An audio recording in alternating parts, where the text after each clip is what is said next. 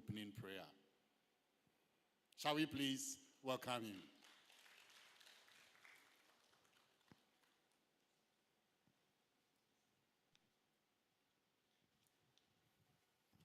Thank you, Jose. Shall we please be upstanding as we say a word of prayer? Let us pray. Father, we are grateful to you for yet another day of your mercies and of your goodness towards us, even as an institution. Lord, we remember how far you have brought us. We've celebrated many African Statistics Day. And Lord, here we are gathered one more time to show forth your praise. And so, Lord, even as we have gathered here for this data fair, it is to show the fruit that we have borne by your help and by your mercies in the mighty name of Jesus. Your word says that if we will look up to you and abide in you, Lord, you will cause us to bring forth much fruit, for without you we can do nothing.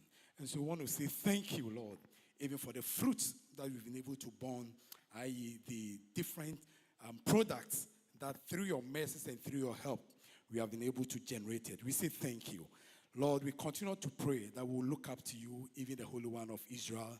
Your word saith, O God, even in Genesis, how it was said to Joseph, that Joseph is a fruitful bough, even a fruitful bough by the well, whose branches go over the walls. And so, Lord, we pray that our branches will not remain in Ghana. Our products, the thing that you have caused us to do, will not remain with us here in Ghana, but it will go beyond the borders of Ghana, beyond the sub-region, and even the world at large. We pray that you continue to position us, oh God, globally. May we be a standard. May we be an example, even to many, that even as we celebrate this national statistics celebration across Africa, may Ghana standard, may Ghana Statistical Service standard. For you said, oh God, that if you will love righteousness and hate wickedness, then, Lord, you anoint us with the oil of gladness. And, Lord, you will be preferred even before our fellows. May you be preferred above our fellows, above national statistical offices. May other national statistical offices look up to us. Let them come from near and from far and look up to us because of what you've caused us to be able to do. Now I pray even for us as an institution.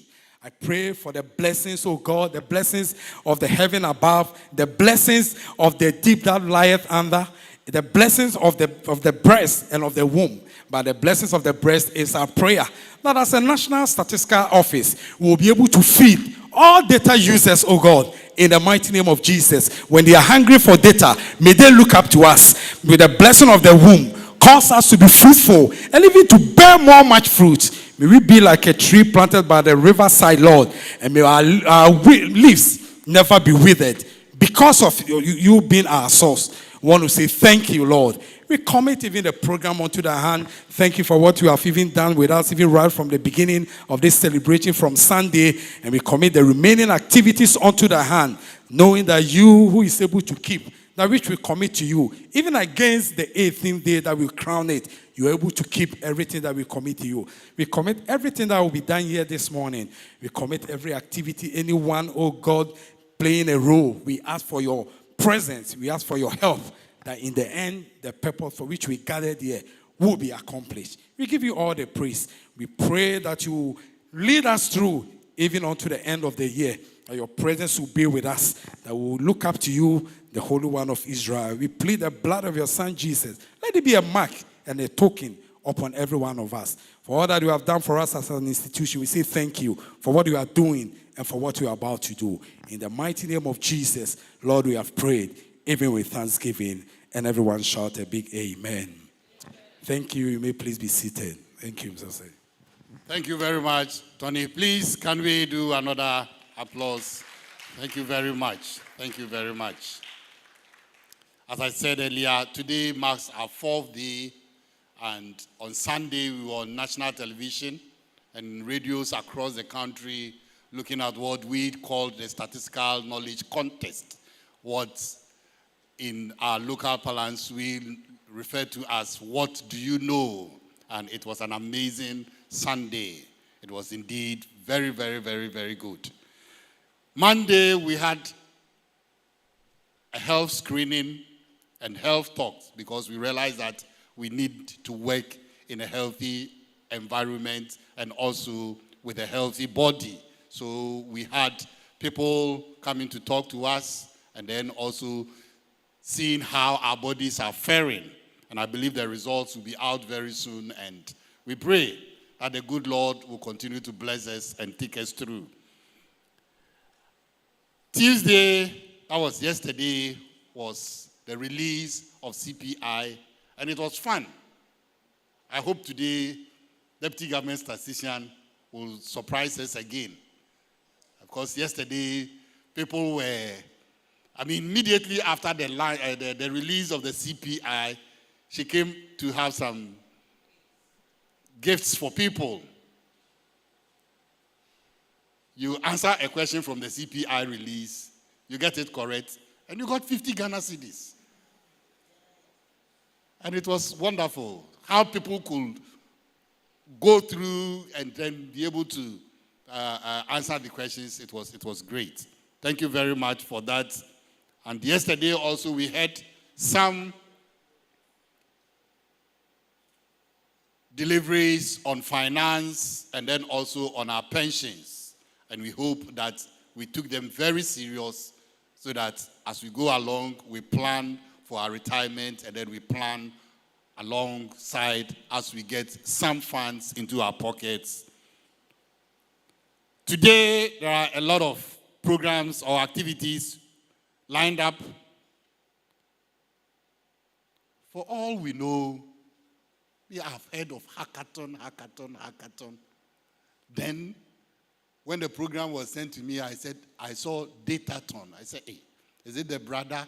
Is it the cousin? Is it the father or the son or whatever it is? We'll hear something about datathon today. Then again, International Data Masterclass. Statisticians, at times, somebody will say, they use very big English. And if you don't take care, you will not understand. But today, thank God, there are people here to tell us what it is, and then it will also be launched. And then we will have demonstrations on the Digital Census Atlas. We'll have some musical interlude, and then continue with the GSS Learning Hub. That will also be giving some demonstrations on it. And then we'll have general discussions. And then we'll also look at some highlights, a video highlighting some of the activities of the African Statistics Day celebration. And then after that, we'll continue with our data fair. And then hopefully by 3 or 3:30, we'll leave this place. So for now, we want to call on our colleague, Mrs. Elizabeth Bafuboni, to introduce to us the chairperson for today's occasion. Shall we welcome her, please, with an applause? Oh, we can do it better. We can do it better. We can do it better. Right. Thank you very much, Mr. Singh.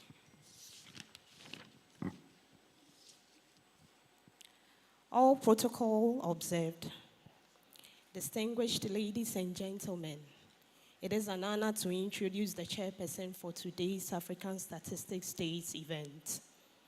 Our chairperson is an alumnus of the University of Ghana, where she pursued a first degree in statistics and economics. She also holds a postgraduate diploma in population studies from the Regional Institute of Population Studies, University of Ghana. Our chairperson holds a PhD in demography from the University of Pennsylvania in Philadelphia, USA. She started a career with the United Nations and worked in various capacities with Research and Training Institute for Advancement of Women in the Statistics Division, and ended a career there as the Chief of Social Studies Section. In 2004, our chairperson for today was appointed as the government statistician and the chief executive of the Ghana Statistical Service, a position she held for a period of 8 years before joining the National Development Planning Commission as a senior technical advisor in 2012. She later became the acting Director General of the NDPC for 2 years and subsequently a senior advisor at the Ministry of Planning until her retirement from active service in 2019. In November 2017, our chairperson for today was appointed the board chairperson of the Ghana Statistical Service Governing Board, a position she currently retains. Our chairperson served on several other boards, including the UNESCO Institute of Statistics Board and the SDGs Implementation Coordination Committee. It is important to also state that for her distinguished and meritorious service to Ghana, our chairperson was awarded the Presidential Order of Volta for the public service in 2008. On that note, distinguished ladies and gentlemen, with a resounding round of applause and a standing ovation, please help me welcome Dr. Grace Bediako, our distinguished chairperson for today.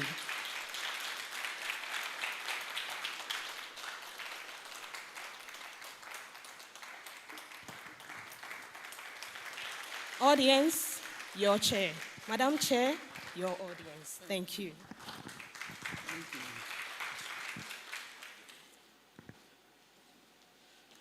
Good morning, everyone.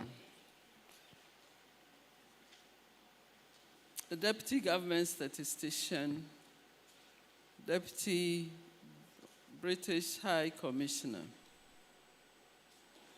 I don't see any board members here. Management and staff of the Ghana Statistical Service, representatives of the Office of National Statistics UK, our key strategic cooperation partner, collaborating institutions such as the ministries, department, agencies, and the Metropolitan Municipal District Assemblies, research institutions, development partners, media, distinguished ladies and gentlemen. Today's event, the Data Fair, is one of the many activities programmed for the week-long celebration of statistics, which is increasingly being acknowledged as a necessary input for any well-conceived development initiative, intervention, agenda, or program. This goal is in part the fundamental reason for the African ministers responsible for economic planning at its 16th meeting and the United Nations Commission for Africa, UNECA, at its 25th session in May 1990, establishing the African Statistics Day. One day set aside to publicize the value of statistics and promote its production and use is a laudable initiative. For over 30 years since its establishment, this special event has been observed annually by national statistics offices across the African continent on or around 18th November, focusing on a regionally defined theme. In Ghana, the celebration has been extended to a week-long program with the ASD either beginning or climaxing the week of events. I am especially honored to be the chair of today's event and indeed to celebrate the 2023 Africa Statistics Day with you. This year's celebration marks also the 75th years since the establishment of the Central Bureau of Statistics. The Office of Government Statistician, birthing ultimately to the Ghana Statistical Service in 1982 as we know it now. I'm exceptionally pleased that this year we have so much to show in terms of advancement in the development of the statistics ecosystem. And I'm certain that you will be well satisfied that you have taken the time to be part of these celebrations. Distinguished ladies and gentlemen, as you know, the theme that is shown up there is to modernize data systems. The presentations and exhibitions will showcase ways in which data ecosystems are being modernized, and in particular, consider how official statistics and big data can bring about the economic transformation we seek and the sustainable development we have signed onto. There are only 7 years to the end of the time the global community gave ourselves to achieve the SDGs. Only good quality data, and especially timely one, readily available and accessible in the requisite formats to all who desire to join the debate on the progress and performance of the nation will help advance our knowledge of this cause. As explained by the United Nations, the high-level panel, better data and statistics will help governments track progress and make sure their decisions are evidence-based. They can also strengthen accountability. But this is not about governments alone. International agencies, civil society organizations, the private sector should all be involved. A true data revolution would draw on existing and new sources of data to fully integrate statistics into decision-making, promote open access to and use of data, and ensure increased support for statistical systems. GSS has been in the process of modernizing its systems, and most recently in the dimension of popularizing the use of data through diverse media. The achievements of the Population and Housing Census Program, of which many of us are aware in various degrees, has defined key milestones worthy of replicating. Following a fully digital census and setting records in the region and beyond, we have released data in a matter of months following the fieldwork, released reports and other products in the dozens within a year, with many more being prepared for publication. Establishing an ever-expanding resourceful database, the Stats Bank, with millions of indicators, engendering innovation in the use of data through the hackathon, which we just completed. And the list continues. But I'm sure you've heard many more from the government statistician. We are in an era of big data, in the age of the data revolution. If we don't organize ourselves to make sense of all the information around us, we will be overwhelmed by the variety of systems, the sheer volumes of data and information, interpretations, and all the spins around data that may emerge. I pray that you have programmed yourself to be with us this whole day, as the MC indicated. Because I'm not sure there's any aspect of the program that you would want to miss. I am so excited about this program and look forward to all the things I will learn or get some clarity on. I thank the organizers for inviting me to chair the event today and wish us all a wonderful, memorable celebration and inspiring data fair. Thank you. Thank you very much, Madam. We are grateful. She's always with us. Always with us. I have never seen a day you will call her and she says no, if only it is GSS. Shall we do it for her once more?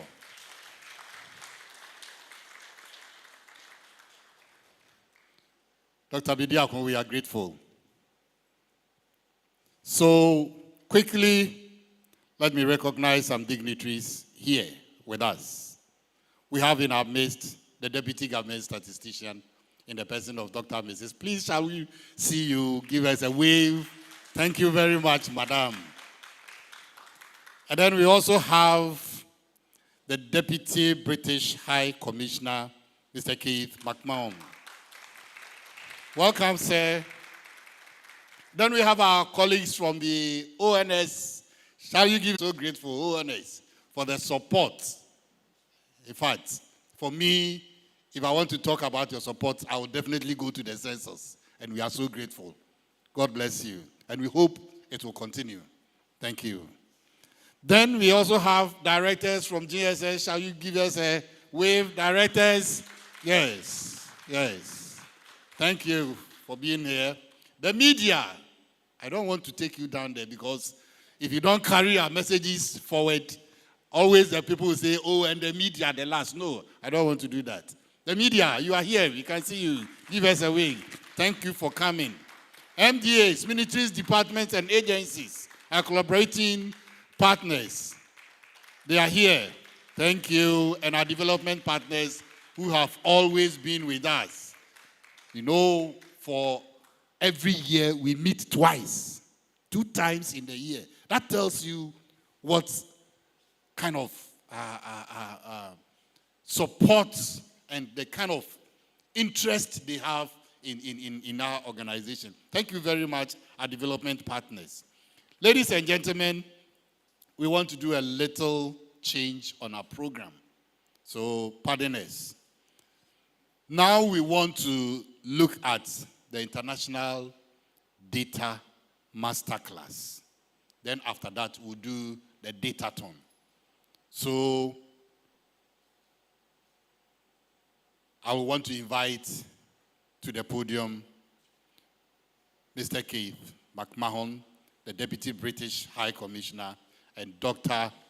Faustina Frimpong Engwa, Deputy Government Statistician, as Keith gives his keynote address, and then later Faustina will join him so that they do the launch, official launch of the masterclass. So, Keith, welcome. Yes. Shall we please acknowledge?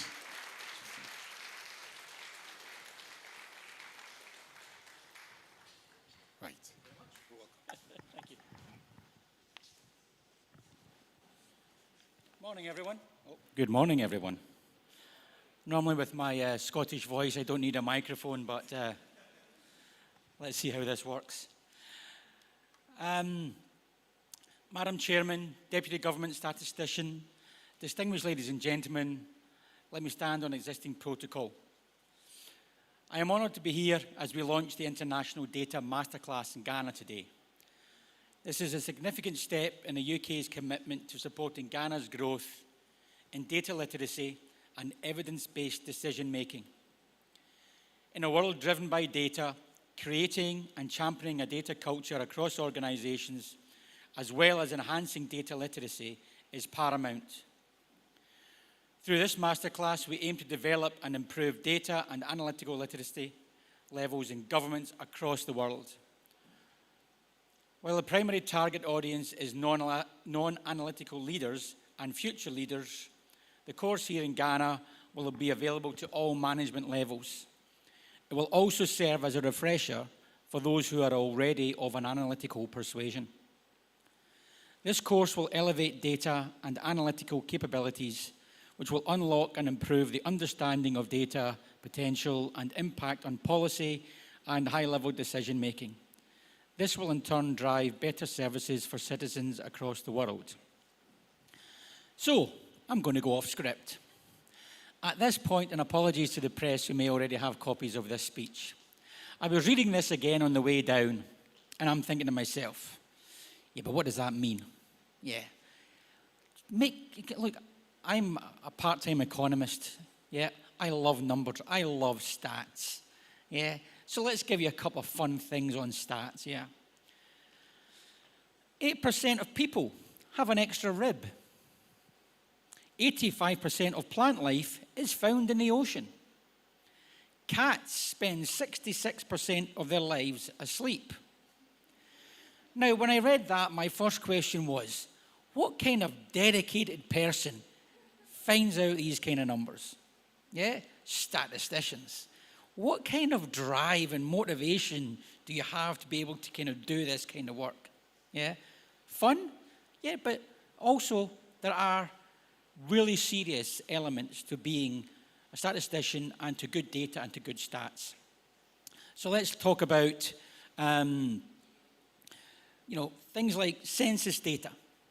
Yeah, data stats on housing, schooling, health, etc. All are vital for governments, yeah, to support policy and decision making. Yeah, all of this is really important in order to help governments make the right choices about how they spend their money and how they perhaps grow the economy, but also support of their citizens.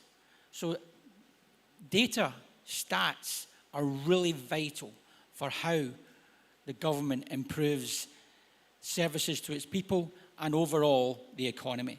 So that is why these courses are so important. I'm going to go back on script again now. Yeah. So about the course, I may go off script again, so bear with me. Apologies again to the press. I want to spend a little time talking about the course. The International Data Masterclass is an online course which has been designed by the UK's Office for National Statistics in collaboration with the Foreign, Commonwealth and Development Office, the United Nations Economic and Social Commission for Asia and the Pacific, and the United Nations Statistics Division. Government's Ian Diamond. We will shortly see a demonstration where we will briefly be taken through the key elements of the programme.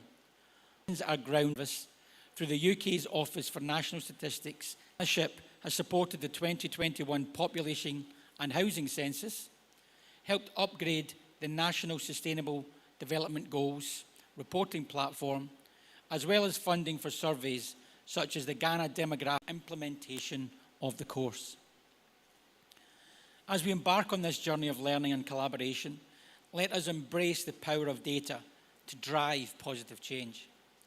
The importance of making data accessible is crucial, so I would strongly encourage the sharing of administrative data across government.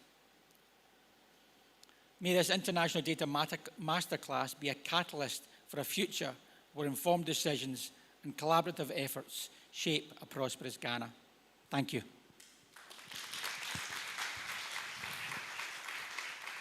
Thank you, we're grateful, very, very grateful. And shall we please also acknowledge or welcome to the podium Dr. and Mrs. Faustina Frimpong-Yengwa, the Deputy Government Statistician, to give us some statement, after which we'll listen to Kerry, and then Peter on the introduction and then the demonstration. Madam. Thank you.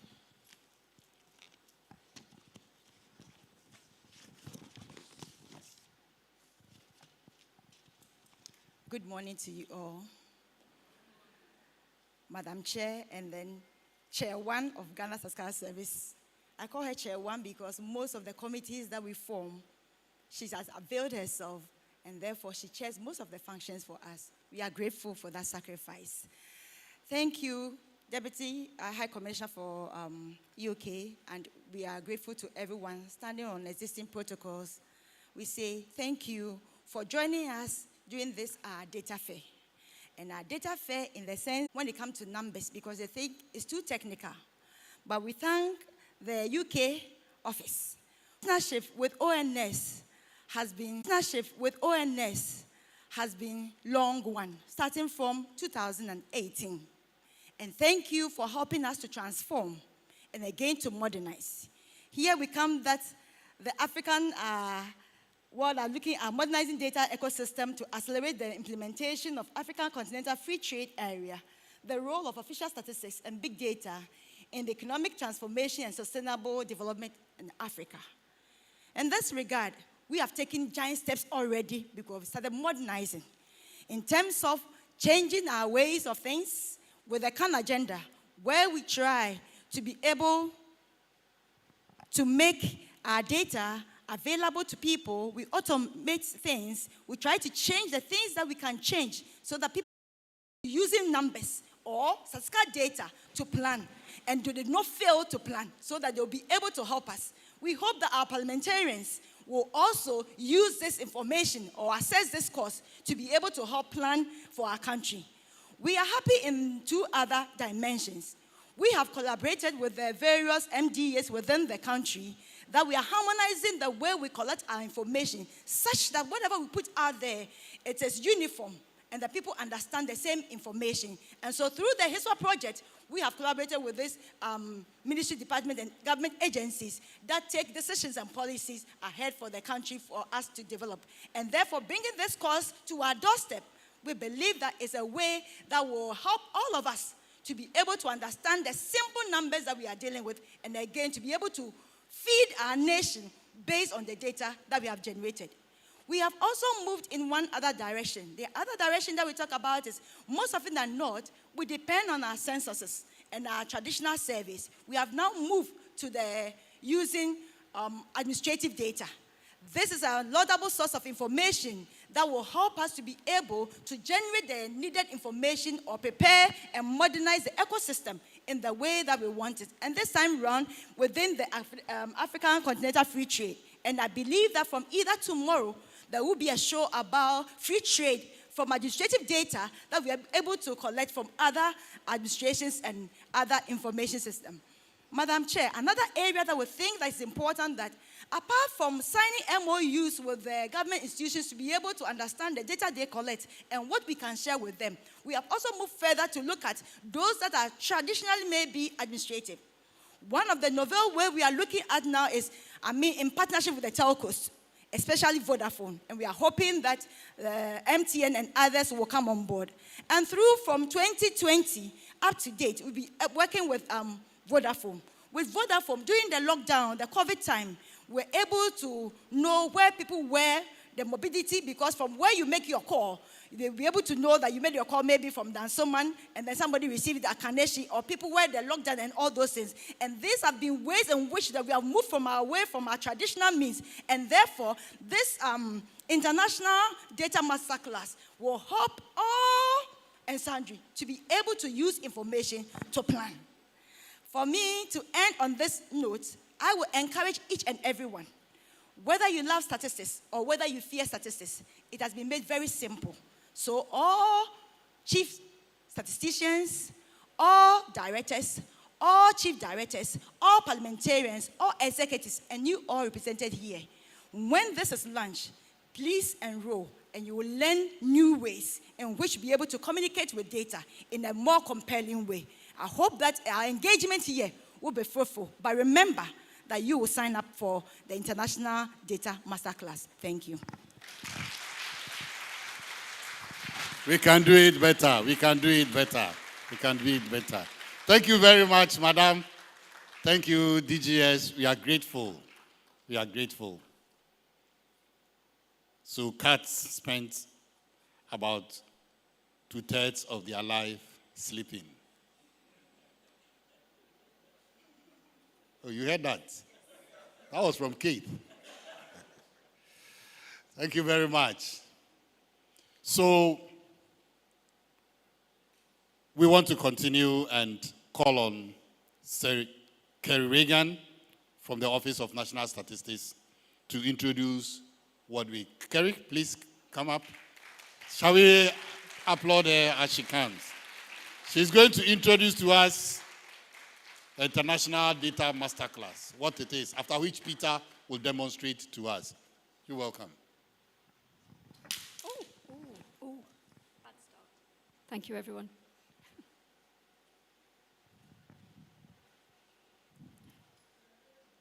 I have to stand in my spot. All good. Watching me here, Madam Chair, Deputy Government Statistician, Deputy British High Commissioner, Willie, our colleague from ONS, ladies and gentlemen, it's a pleasure and privilege to be here. So I'm going to talk you through in a little bit more detail what the International Data Masterclass is, but I have realized I want to come back as a cat. That is what I'm taking away from here today. I see you're all with me. So as all has already been said, and fantastic opening lines here about this course, it's here to support non-analytical leaders, put data at the heart of their decision-making. But it's a great refresher for the statistical and analytical people here in the audience. So for Ghana, it will be offered to lower middle managers, future leaders. We want to make this available to everyone. And it is free. So I'm Kerry Reagan. I'm from the Office for National Statistics. I work in the Data Science campus. My colleague is here, Jeanina Watkins, also from the UK Office for National Statistics. We're very privileged to be here.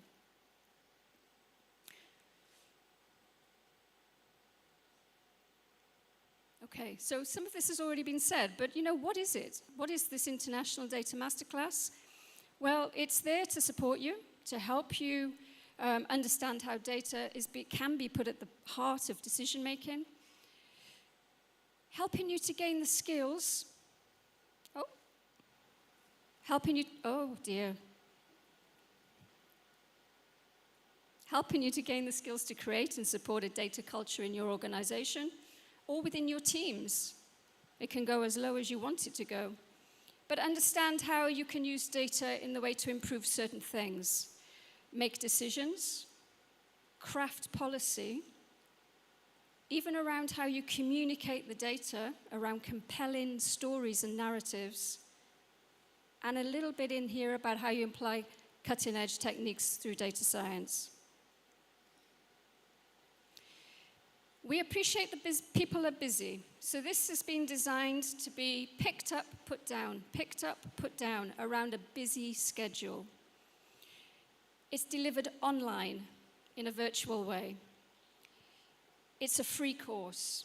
Anybody can access it, and in total should give around 6 hours of learning. You self-pace this, you do it at your pace. At the end, a certificate is awarded, a completion certificate. You do have to do a little quiz at the end, make sure you were paying attention, but it's there. So as already said, the audience is quite wide. So how is it delivered? Well, it comes across in 3 modules. The first module is around data-driven decision-making and policy-making, learning how to ensure data and evidence are at the heart of decision-making. Module 2 is around communicating compelling narratives through data. How do you tell a story? How do you tell a story so people understand it and don't misread or don't misunderstand? And then module 3 is around data science and new frontiers.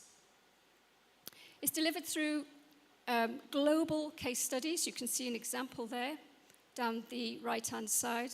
So global articles and case studies that are significant and important and relevant to these objectives. It's also facilitated, introduced by global esteemed speakers. Introduced by Serene Diamond from the Office for National Statistics in the UK, and facilitated by Prim Wong, a youth advocate from the UN in Asia and Pacific.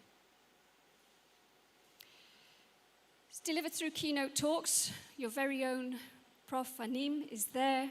He's talking through. Also, Dr. Faustina is there. We have Mr. Yusuf Marangwa from Rwanda, Ms. Piedad Udunola from Colombia,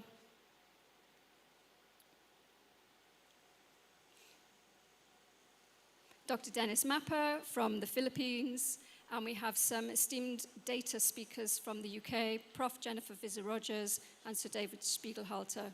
So some academic talks, plus data leaders are talking us through all of the modules and helping and supporting us through the case studies as well.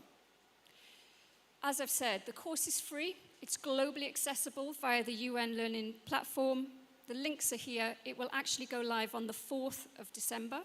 But we wanted to prepare you, get ready, and encourage you to pick this up. Peter, I'm now going to hand over to Peter, who's going to do a demo of the course on the platform. Peter has been given limited access to the platform as it currently is in a test area, and he's going to show us what it's looking like at this point in time. Welcome, Peter, to the stage.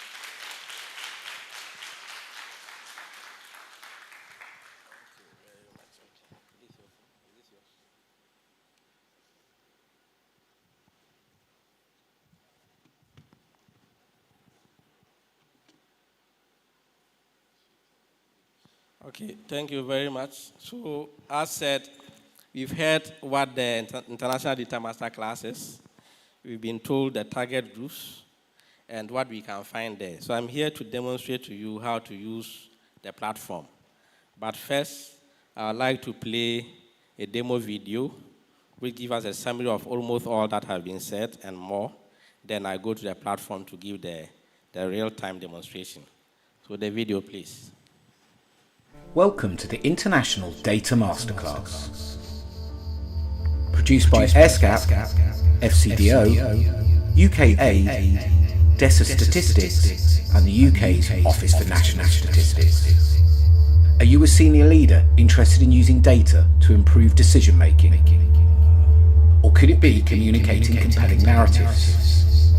You might look at identifying opportunities to apply cutting-edge data science techniques to help shape policy. If so, this masterclass is for you. We have assembled esteemed global speakers who share their expertise and knowledge, from national statisticians to deputy national statisticians to leading experts in business and in higher education.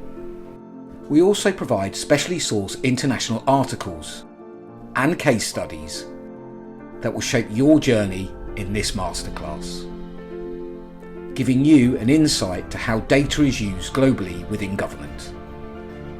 The masterclass will be globally accessible via the UN Learning Hub.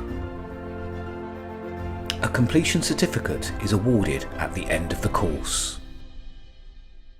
You can also visit our dedicated webpage to find out more on this unique and exciting masterclass. We look forward to hearing from you and your teams in the very near future. Thank you for watching.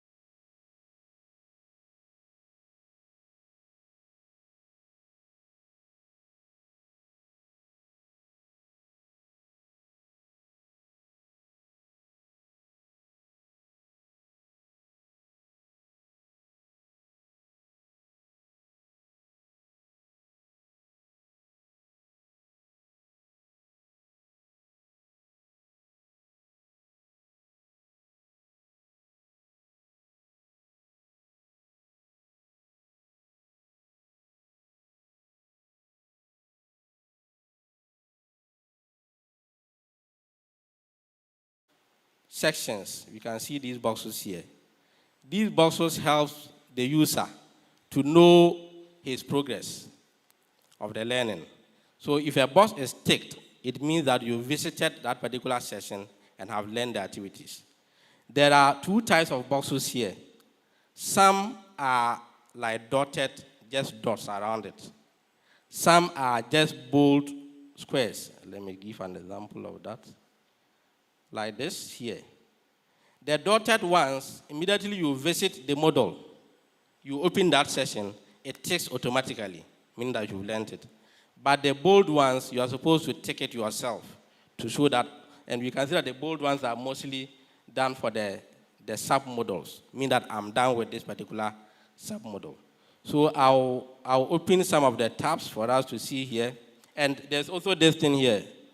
Let me show this quickly. This, which helps you, at least something like a help button, explaining how you can monitor the progress of work, which is one of the things I just explained. For example, let me go to, welcome, model 1. Let me, for instance, open 2.4 here, which is a case study in Rwanda.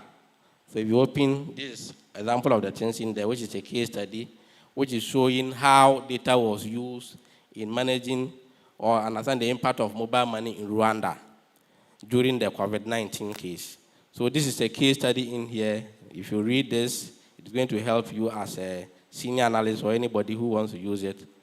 And if you open each of the items in the sections, if you come down, you can see there's a download button. The same for the videos. So all the content in the platform are downloadable, such that if you are, so you can see this is an online platform. So it might be that you are in a place where there's no internet and you still want to learn.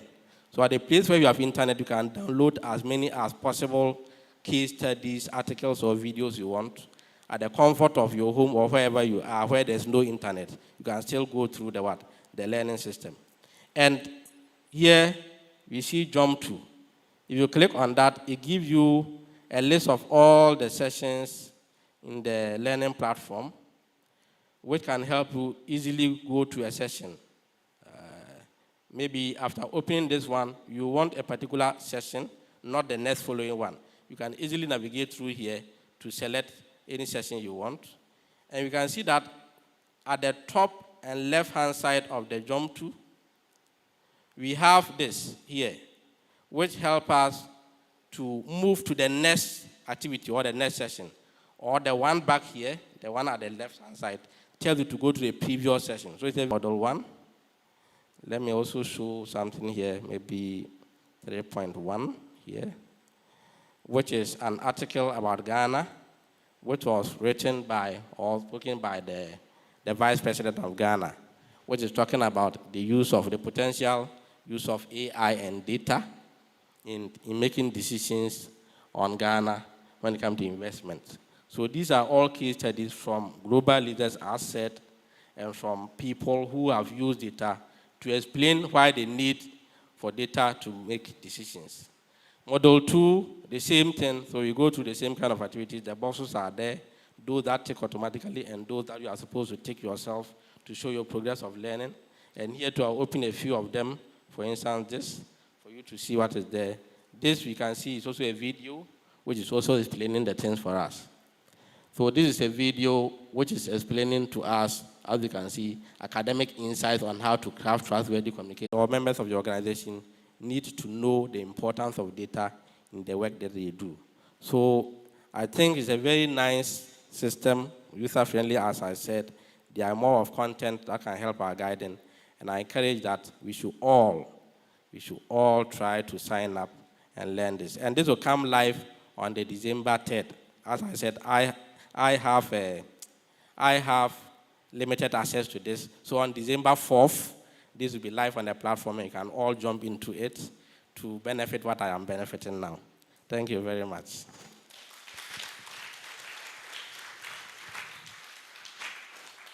Thank you very much. Peter, stay for me. Stay here. Stay. Thank you very much. Shall we do it once again for him? So now we move on to the official launch of the International Data masterclass. And I invite once more to the podium, to the stage, Keith, Faustina, the chair for the program, and then Kerry. Shall you please welcome them as they come to launch the International Data Masterclass in Ghana, so that on the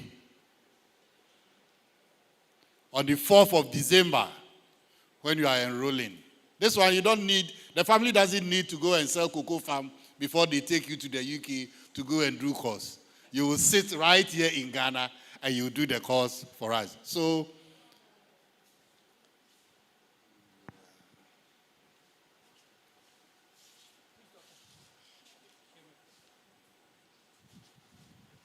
You ladies should be in the middle because you're the most important one. so I hand over to you.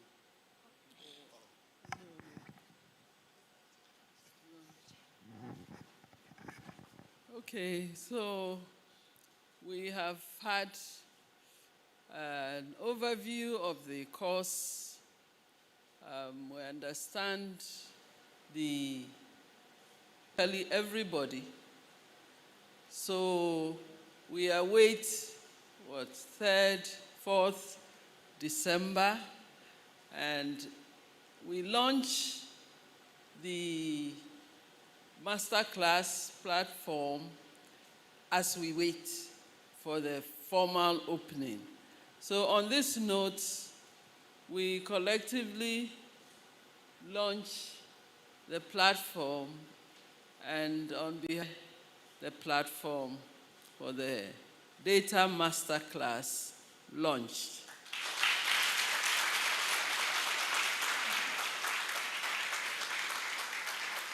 Thank you.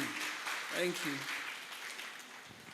I would encourage everybody to go on there. I have the 4th of December in my diary. Just look out for me on Twitter. I'm going to post my first session. I am going to do at least 2 or 3 of them on that day. It looks a really good course, but then again, I do like stats and I do like figures. So, thank you. Thank you very much, ladies. We should probably have a competition and award something for the first person to get the certificate. Right, that is taking note of, Madam. Shall we please do it for them as they get back to their seats? Thank you very much, ladies and gentlemen, for launching the International Data Masterclass for us in Ghana here today. So get ready on the 4th of December. Please enroll and make sure that you are able to learn, to help policy, to help programs and all that is needed in the work that you do. It will really help you. So thank you very much. We are grateful. We move on to our next program, our next activity on the program.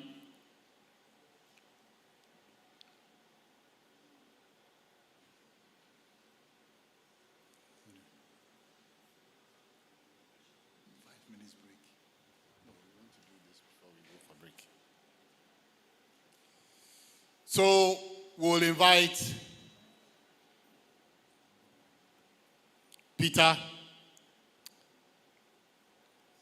Simon, and Femke to the days to tell us more about Dataton. Shall we please welcome Simon? So, Mr. Simon Onilemo is a data scientist from the Ghana Statistical Service. Simon, you're welcome. Thank you very much, boss. Good morning. Madam Chair, let me stand on the existing protocols and proceed. Thank you very much. I'm presenting on behalf of my colleagues who participated in the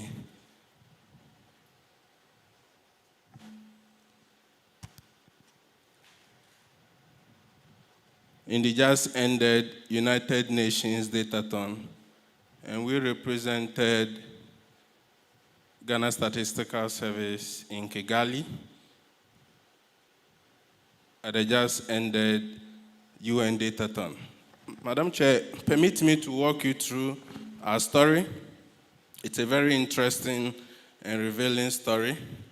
So the first question we asked ourselves was whether our local policymakers have access to information. That was the first question. Before we started to put anything together, we asked whether they have access to information. And then we proceeded and said that, okay, even if they have access to the local indicators, are they able to access it? That is the question. So we were trying to build a story and say that access to localized indicators is critical in monitoring the progress of the Sustainable Development Goals. And Madam Chair, we were really glad back there when you situated your speech in the context of SDGs, because this really links so well with our project. So from there we said that, okay, if the answer is no, the answer is basically no because information is limited. Most often than not, we tend to present statistical indicators at aggregated levels.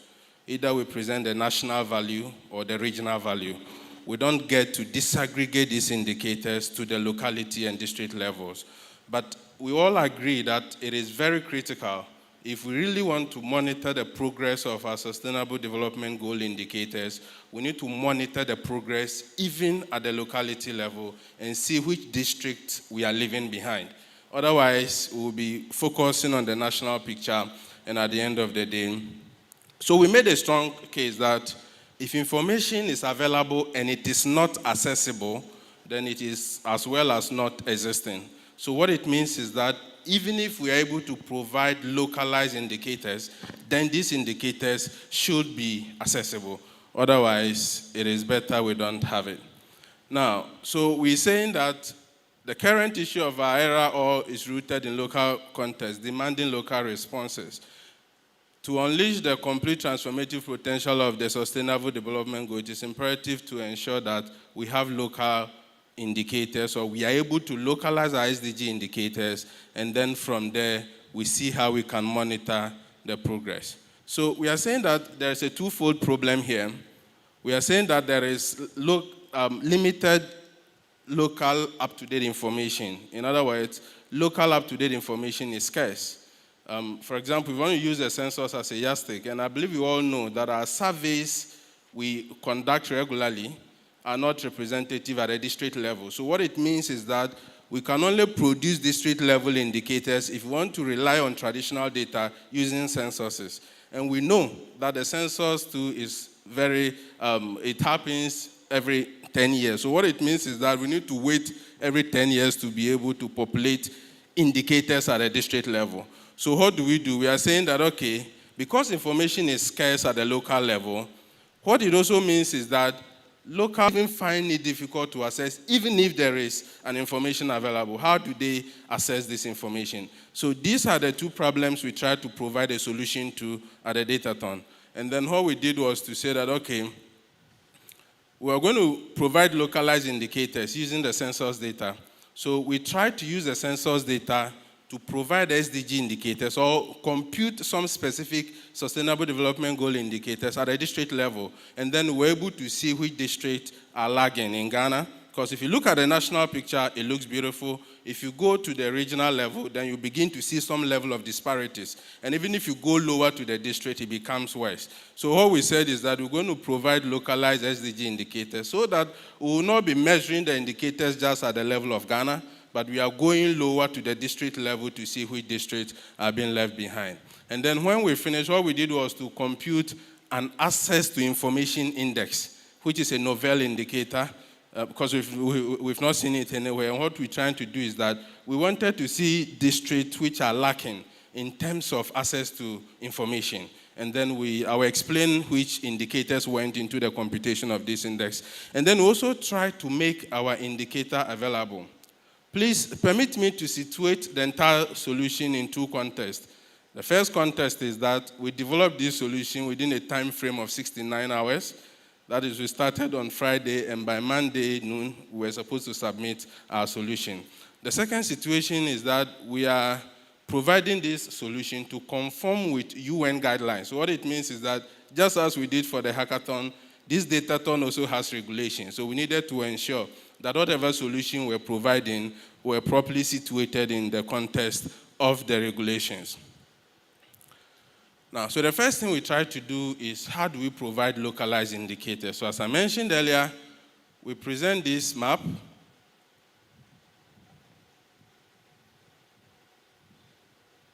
All right. So we've used the census data to provide SDG indicators at a district level. So on this map, it's very interactive. So what we did was, if you look at this particular indicator here, you're seeing we are having clean energy. And by clean energy, we went into the census data. And for those of us who are conversant with the census, you realize that there is a section on housing, whether household using clean energy for cooking or maybe the source of lighting. So that was how we computed that particular index. And what is even more interesting on the platform is that once you click here, you have access to a number of SDG indicators we have been able to compute using the census data. So what we did is, for example, if I'm interested in safe water, so once I click on safe water, I have the interface changing. And once it is changing, what it means is that we are able to see the performance of each district in terms of SDG indicator safe water.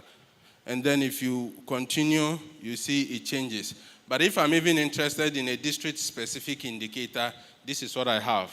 So at the district level, I'm able to see all the localities within the district. And if I click on the district, what is more interesting is that it gives me all the SDG indicators in terms of their performance at that particular district level. So this is how interactive the platform is. And then you can also, using the census data, we said, okay, it is good. We can populate these SDG indicators at a district level. But what we are also saying is that it is not enough using only census, because we need to also explore other data sources which will help us measure our SDG indicators. Otherwise, we'll be interested in measuring it just either at the national or the regional level. So it is very flexible, as I said. Once you click on a particular district, you see the platform will be, it's very interactive. So you click on it and you're able to access the performance of all SDG indicators at that particular district. Then we moved on and said, okay, how do we ensure that we are able to provide these indicators timely? Because census is a 10-year event, so all we need to do was to explore other non-traditional data sources. And then we want to say that the effort we are making to ensure we rope in administrative data in generating statistics, I think we really need to keep it up, because what it means is that with sources other than the traditional sources means that we can timely generate and monitor these SDG indicators even at the local level. So what we said was to look at the situation on education. And this is how the picture looked. Now, we tackle school enrollment in Ghana. Children of school-going age, how many of them are in school? And the picture at the national level is 87%. Now, what is more interesting is that as you begin to go to the region level, you see a region having as low as 51. So this is where the interesting stories begin to unfold. So we're saying that then if you want to pick the 87 at national level for Ghana and say Ghana is doing well in terms of school enrollment, then you go to a region and you are seeing northern region having 51%, then it is worrying. What is even more interesting is when you go to the district level, and then you have a district having as low as 37% or 40% thereabout. So it means that even within regions, there are deviations, or there are wide variations within region. And even if you come to Ghana, you pick a particular, or you pick the various regions in Ghana, you begin to see wide variations. So we are saying that, okay, then it is good to target districts that are about twice lower than the national average, and then institute intervention in these regions to ensure that we are able to have good enrollment.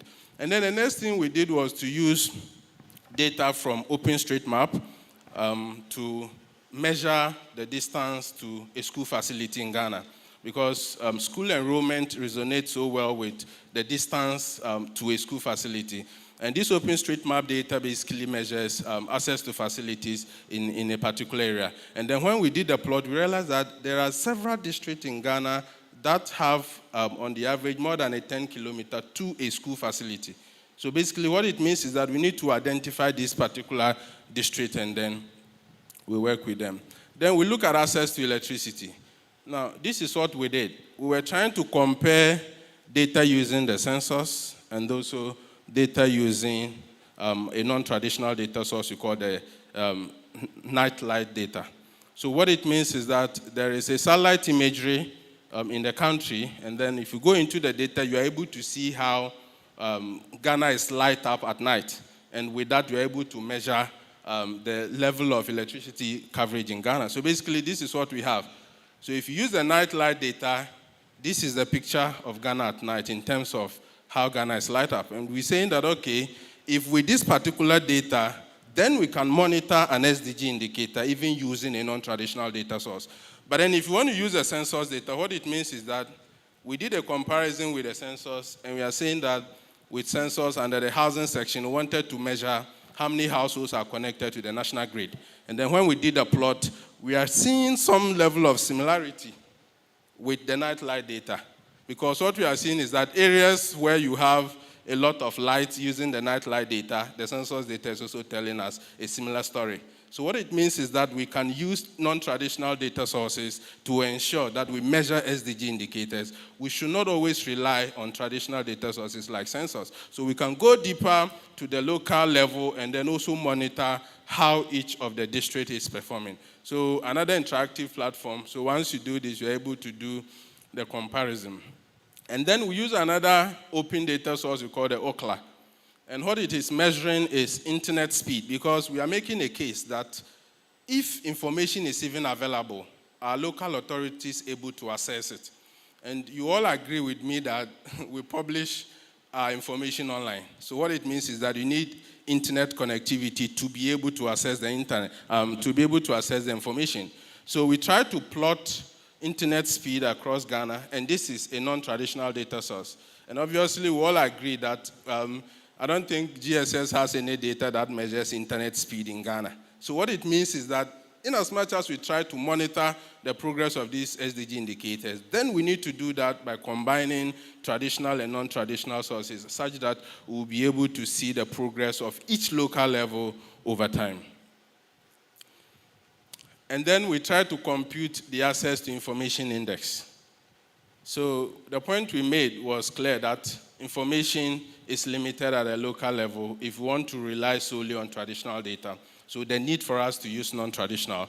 So how do districts, even at a local level, what is their measure in terms of their access to information? So we wanted to compute an index, and in computing the index, we picked education, access, energy access, digital connectivity, and then we picked an additional deflator.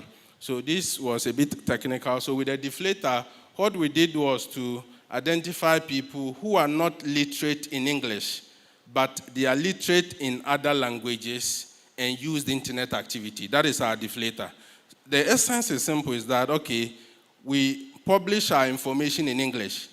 What if we have people who are not literate in English but are literate in other languages? How do they even have access to the information we put out there? Then we need to start thinking about how we make information accessible, because the agenda is not to leave anyone behind. So basically all we did was to use that deflator to help us normalize the indicator we've computed. And then if you look at education, we are looking at the share of population within 10 kilometers to school using the OpenStreetMap data. And then the share of population within 5 kilometers to school, also OpenStreetMap. And then we did school enrollment using the census, the ages between 3 to 14 years, school-going age, who are in school. And then for energy access, we use the night lights data, as I mentioned, and then also the census. Then digital connectivity, we use the census, the share of population that owns a laptop. So we are not ruling out the fact that the census data can help us monitor SDG indicators, but it is not a timely data source to rely on. So share of population that owns smartphone, the share of population that uses internet, and then a multiplier based on relative OCLA, that is the internet speed. So all these indicators goes into the index, right? So if I pick a particular indicator, this is the disaggregation. So I first compute the indicator, and with the help of the indicator, I'm able to compute the index. So this is how the index behaved. The indicators behaved. So for each indicator, we computed the indicator index, and with the help of the indicator index, we are able to move on to compute the digital access to information index. So basically, this is what happens. It is also an interactive platform. So if you zoom in, you are able to see the index. So there are 4 indices, and for each index, we are able to see where we are in Ghana. And as you zoom in, you see that it begins to change. And then at the district level, so if you click every district, you know in terms of that indicator index, where does a district stand? And then we did that for the indicator. So after assessing the behavior of these indicators at each district level, we proceeded to plot to conduct a correlation analysis between the index and then the SDG indicators.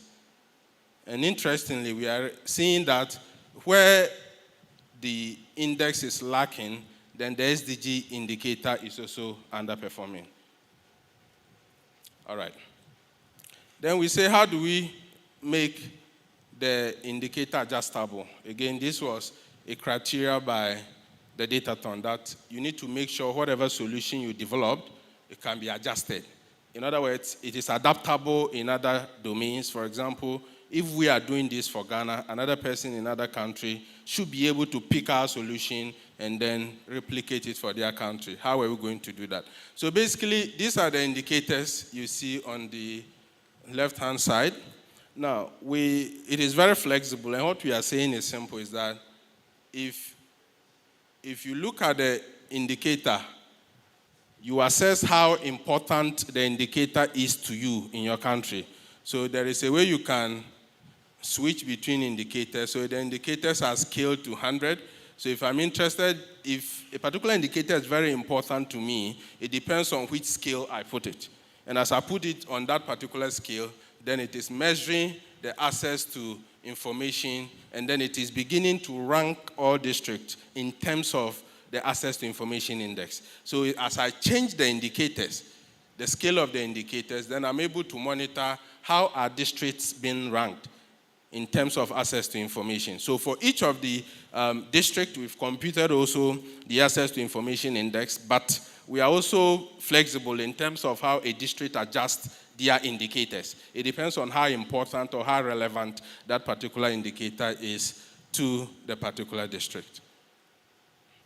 So the conclusion is that information is scarcely available at the local level, and the fact that some areas or on some indicators where information is even available is difficult to access. So we've developed SDG indicators using both the traditional and non-traditional data sources to monitor the progress of these indicators across districts. And the next thing we did was to say that, okay, what is the access to information index? And then for every district, we are able to tell that for this district, this is their level of access to information using the indicators we have defined. And again, as I indicated, it was a 69-hour datathon. And what it means is that a lot will have to be done again to make it well improved. So we're saying that in the near future, all we intend to do is to increase the relevance of the indicators by updating the frequency of the computation of indicators. And then include more geospatial non-traditional data sources, because we have a lot of SDG indicators. Please, do you have an idea how many SDG indicators we are talking about? How many goals, how many indicators? Maybe that is the assignment for the day. Let's go find out. So we have a lot of SDG indicators. What it means is that we really need to look out for other data sources that can help us monitor these indicators instead of relying on the traditional data sources. They want to refine the optimal weighting of the indicators, add a translator tool, and this is where it's very critical to us, where people are literate in other languages but not in English, and information available is only in English. How do they access it?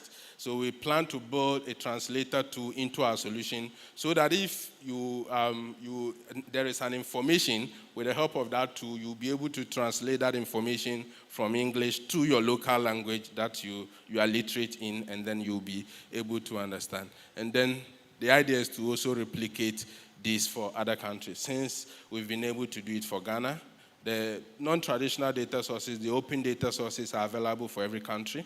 So the point is that we can equally put together that particular work. Thank you very much.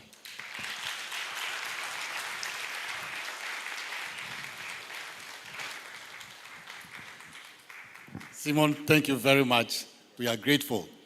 We open for 5 minutes if there is any question. You want him to throw. So Peter, don't go.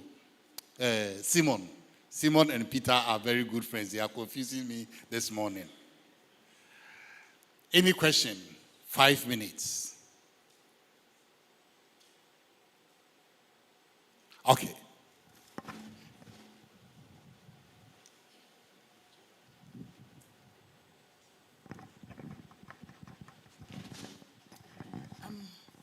Thank you, team, for the good work done. My concern was you used the 10-kilometer for education. On what basis did you use that one? Because you know in the document that you used 3 to 14 years. Since you're doing at the district level and also using the open data, why didn't you include the SHS? And you didn't explain to people why you chose, why 3? Because for the educational system in Ghana, it's supposed to start from 4. 4 is where you go for the pre-primary, and you go to the primary, the junior secondary, and the senior secondary. Why did you limit it to 3 to 14 and did not include the SHS, since you were looking at the entire district in that regard? Okay, so I have a team, a very strong team at the back. If it becomes critical, they will come and support me. But, Doc, thank you very much for the question. So we are using school enrollment, basically. And if you look at the first solution we presented, we're trying to look at the situation in Ghana region and also district. And then school enrollment, and even for the census, because we use the census data, the census questionnaire pegged school attendance at 3 years. They pegged it at 3 years. So in computing that particular indicator, we said, okay, let's use the 3 to 14, because by 14 years, you are believed to have completed JHS. We didn't want to bring in the issue of SHS because, maybe it was discretionary, and also the time factor was there. So we didn't want to do something that we will not be able to strongly defend. I don't know if my team has something to add. Okay, I can't see any hand. I think the team is here. Laurent, Peter, Salim, and then Femke. Please come up for an applause. Please, please, please. Shall we please applaud them for a good work done?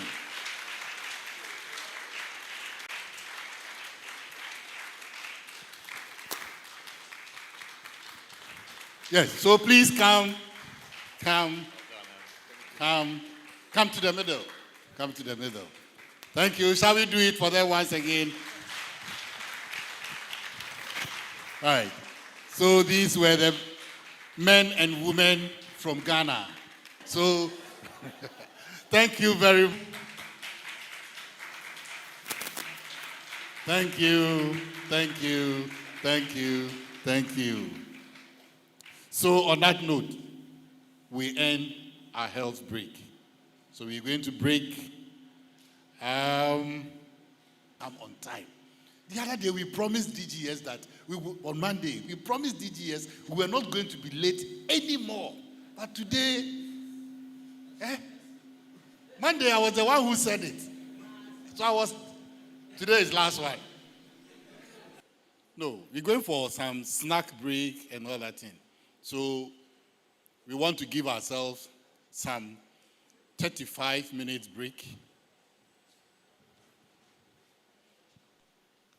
It's long because we want people to. Yes, I'm going to say it. We're giving ourselves 35 minutes. You know, today is a what? It's a data fair. It's a data fair. So when you go out, you see some stands over there. We want you, as you snack, also to go around and then see what has been showcased. In the chairperson's address, she did make mention that we have done a lot of things from our census and from other non-traditional sources of data. So please, you end your, yes. So according to my watch, which is EGO, and it's GMT, It is 5 minutes to noon, to 12. So we're coming back at 12:30. And you heard that we will adhere to time. So on that note, we break for snack. Thank you very much. And shall we do it once for ourselves as we go out on break? Thank you.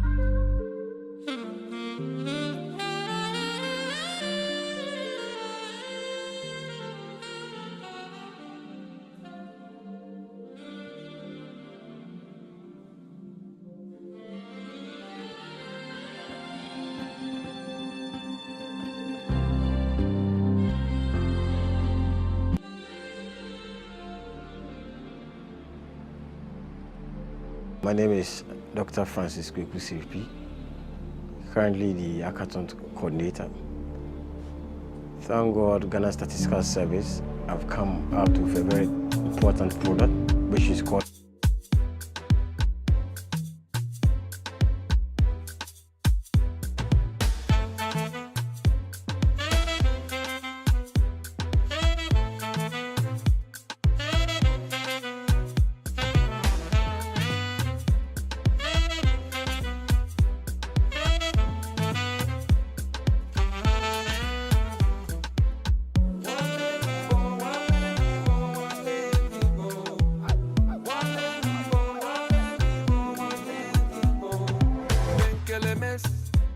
Come to smoke cannabis.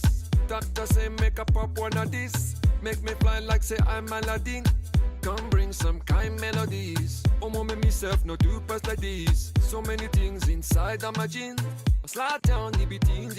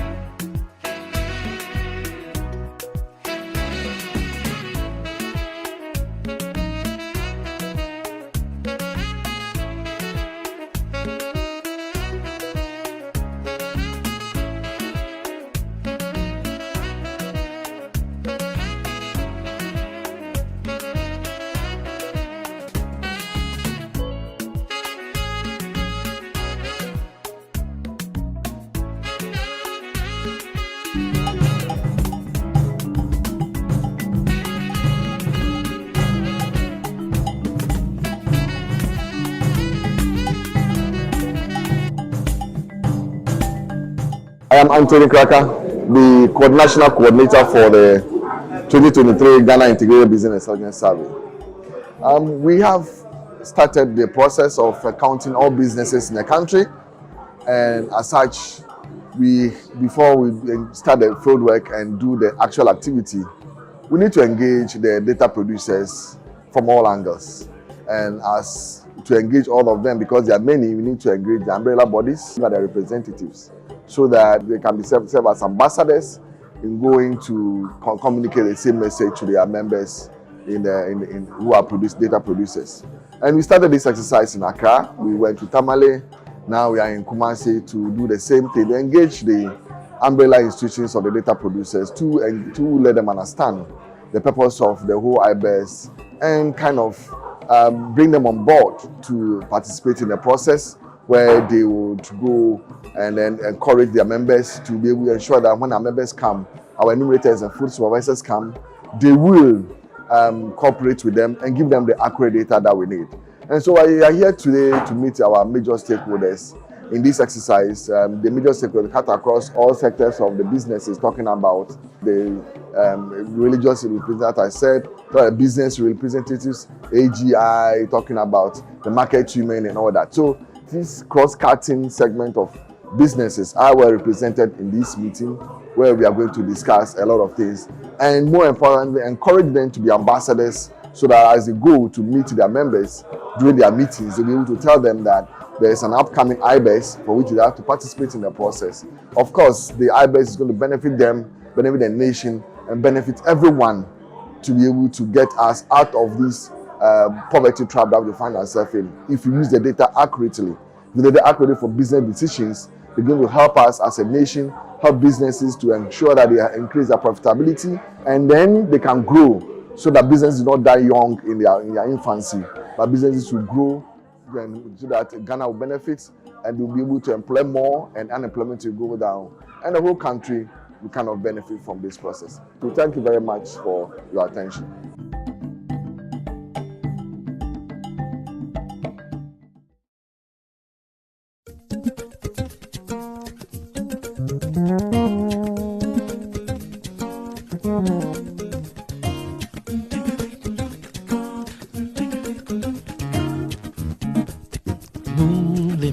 Titi iyo yekete inde bolo dimakanete loka di bola nako diwiye mambena mauna nginya dimakanete loka di bola nako ya munanya wa mo ya bema di body bomba bolo na mwese mo inde bolo soma dala bunya mobulu na mwisimu ende bolo ya buneni wamo ya bemo di body buma jongele longo munendena obole visore alla nenta ni benango e baba da bubeni konango angondi wa wopon si senenta ni benango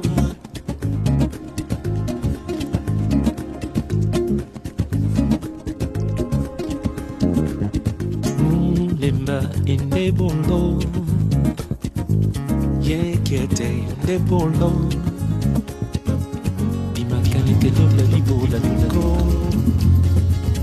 diwiye mabena mauna kinya modimakanete lola libola luko ya bunanya ngwamo igambe modibodi mbane mobulu na wese mo inde bolo soma dalla bunya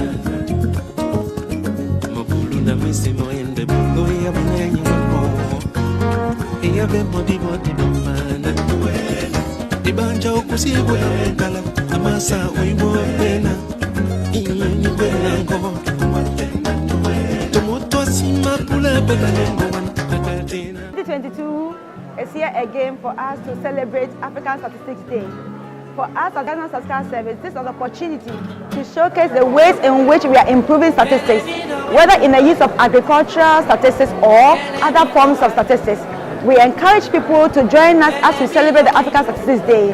For us, Statistical Service, we are a team that seeks to be the official producers of official statistics within the country. By our mandate, we are supposed to produce, to administer and provide comprehensive data that is timely, reliable, and can be used at the graded level. For us, data is important because without data use, nothing can go on within the country.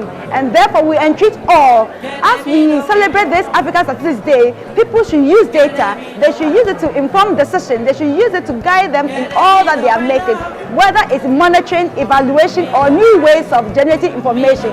We try that we'll be able to produce these statistics to ensure that we are in a better space. Without data, there's nowhere for us to live. So use statistics for the development of our nation. Thank you.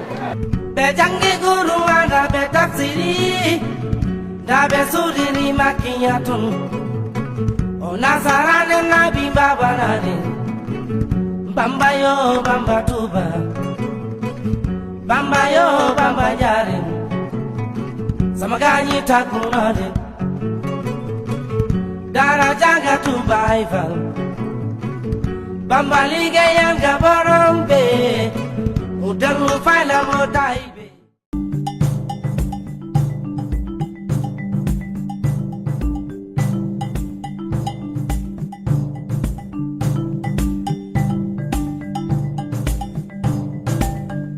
I am Anthony Kraka, the national coordinator for the 2023 Ghana Integrated Business.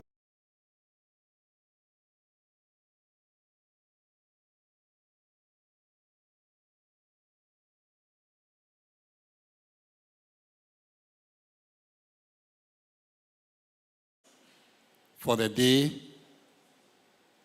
and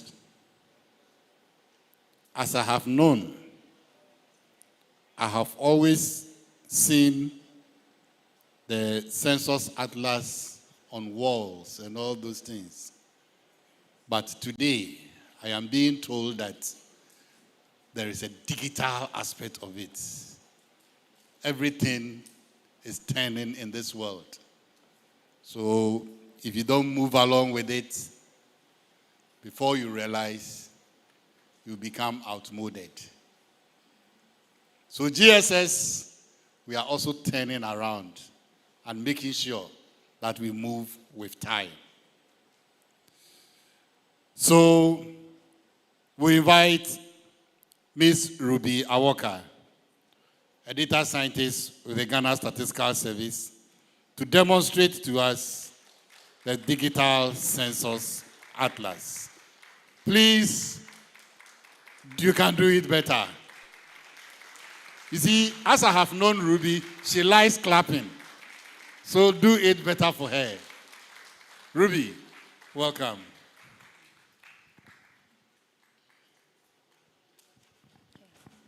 Good afternoon.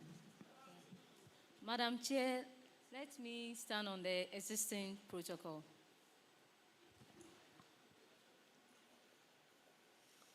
Okay.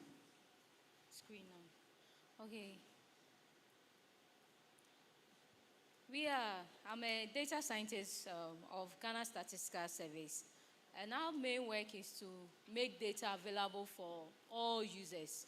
Hence, we have 4 platforms that you can get our data from. We have the microdata, the Stars Bank, the graded data, and the census atlas, which I will be demonstrating to you. So the census atlas is a geographical representation of the census, the 2021 census that we did. So when you look at it, you are able to have a general overview of what is going on with the indicators. So in each region, the disparities in all the districts. And that one, you are able to see it than the table one that you find it difficult to find the data in each district. So that's what you are coming to do.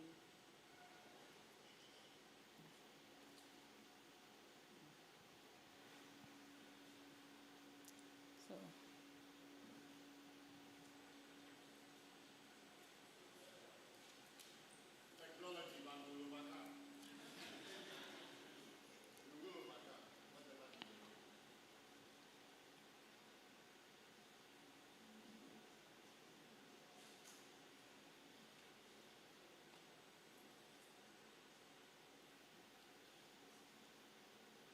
Okay. So for us to go into the census atlas, we first of all go into the Stars Bank platform. And at the Stars Bank platform, we will go to the census atlas.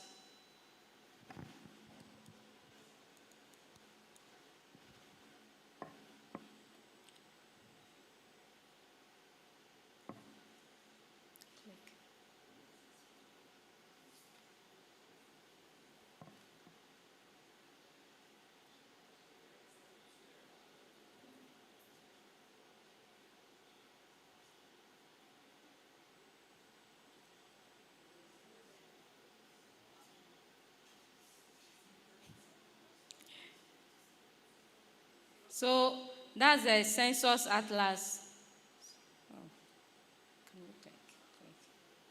Yeah, so we come here, that's the census atlas that I'll be demonstrating to you. So when you come to the census atlas here, you'll be seeing all the indicators that the data we took with all the indicators here. We have the population, difficulty in status. But I will try to look at something on the literacy and education.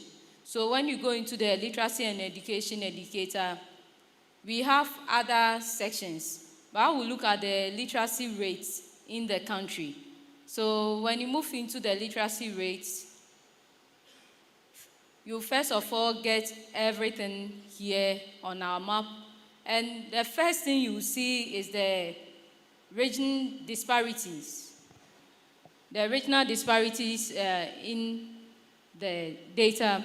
So you can see that with the northern sector of Ghana, our literacy rate is very low compared to that in the southern Ghana with the deep color here.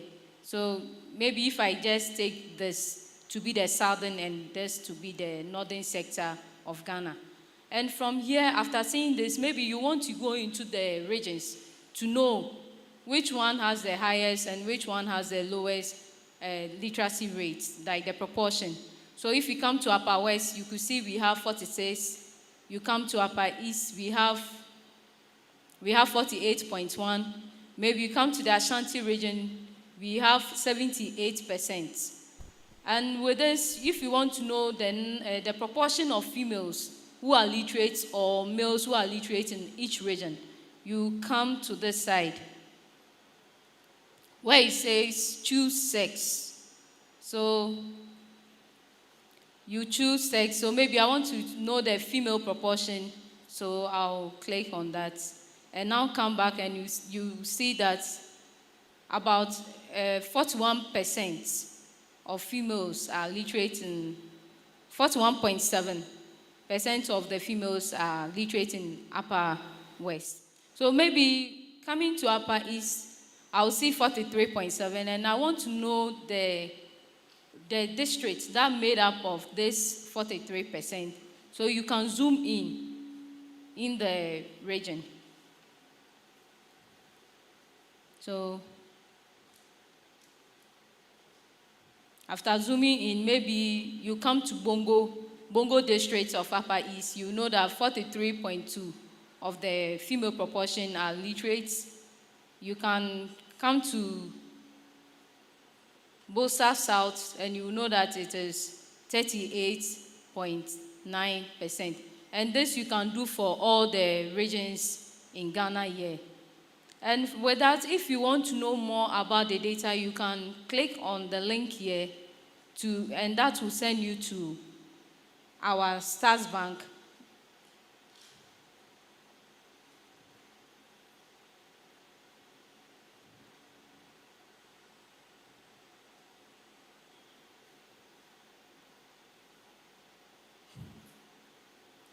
It is showing. So that's the Stars Bank for it, and you could go through it and pick what you want from the data, and you generate your table and do more analysis. And this work, the Census Atlas is currently under development, We are migrating from the old platform to the new platform, which we want it to be on the Bank platform. That's what we are currently doing. And we would like to thank the IT team, especially Salim, who has been with us to make this come true. Thank you.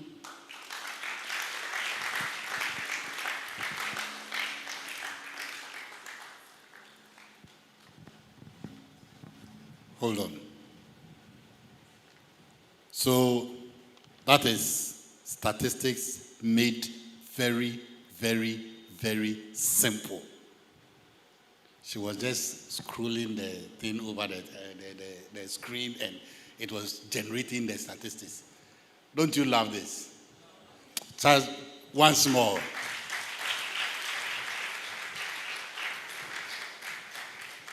Those days you have to go to the books and do this and do that.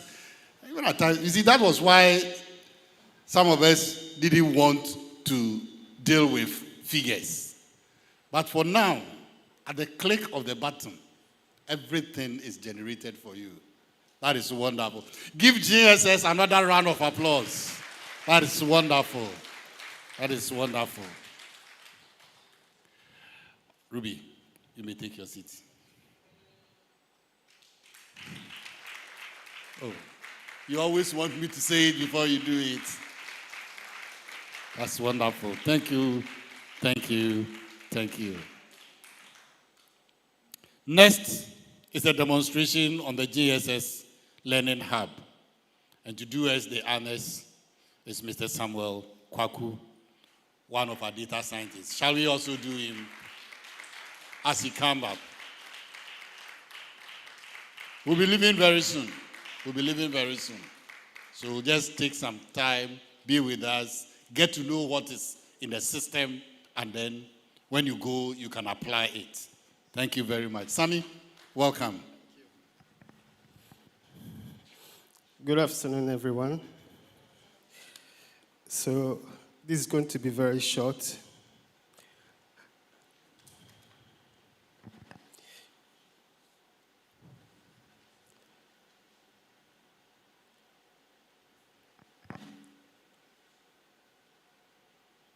I'm getting some directions from up there. Okay, so we have decided to come out with a learning hub because of some few things we have identified in our institution. So the first thing, we are looking at developing the capacity of staff because GSS does a lot of things. You could see the work of a statistician, data collection, analysis, interpretation, presentation, as you have seen in some of the things done here, and a whole lot of statistical methods and mathematical techniques are used. So at every time there's a question on the capacity levels of staff, how we are catching up with some of the things that are being done, especially you saw the Stars Bank, you saw the Atlas and all that. I'm sure some of you are wondering, what kind of skill do I need to do this?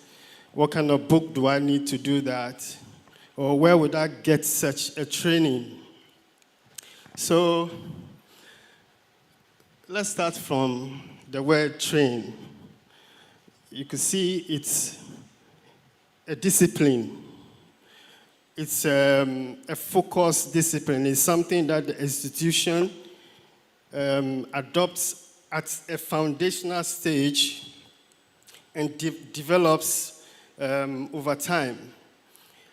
So we realized that if we want to see GSS stepping up in terms of performance in its work, we need to look at this again. The way we train people, the way we recruit, train, and then get them into the system. So training is a bedrock of every progressive group or society. And knowledge transfer is a self-preservation mechanism. If we don't have that, then we'll always go through the cycle of performance, underperformance, and non-performance, and all that. So we are looking at how we can change behavior through systematic instruction in GSS. So before then, we do a lot of descriptive statistics. And I believe the initiative is to move beyond that, where we just do summaries of data, tables, and graphs and all that, and be able to use whatever we do to inform policy and decision making.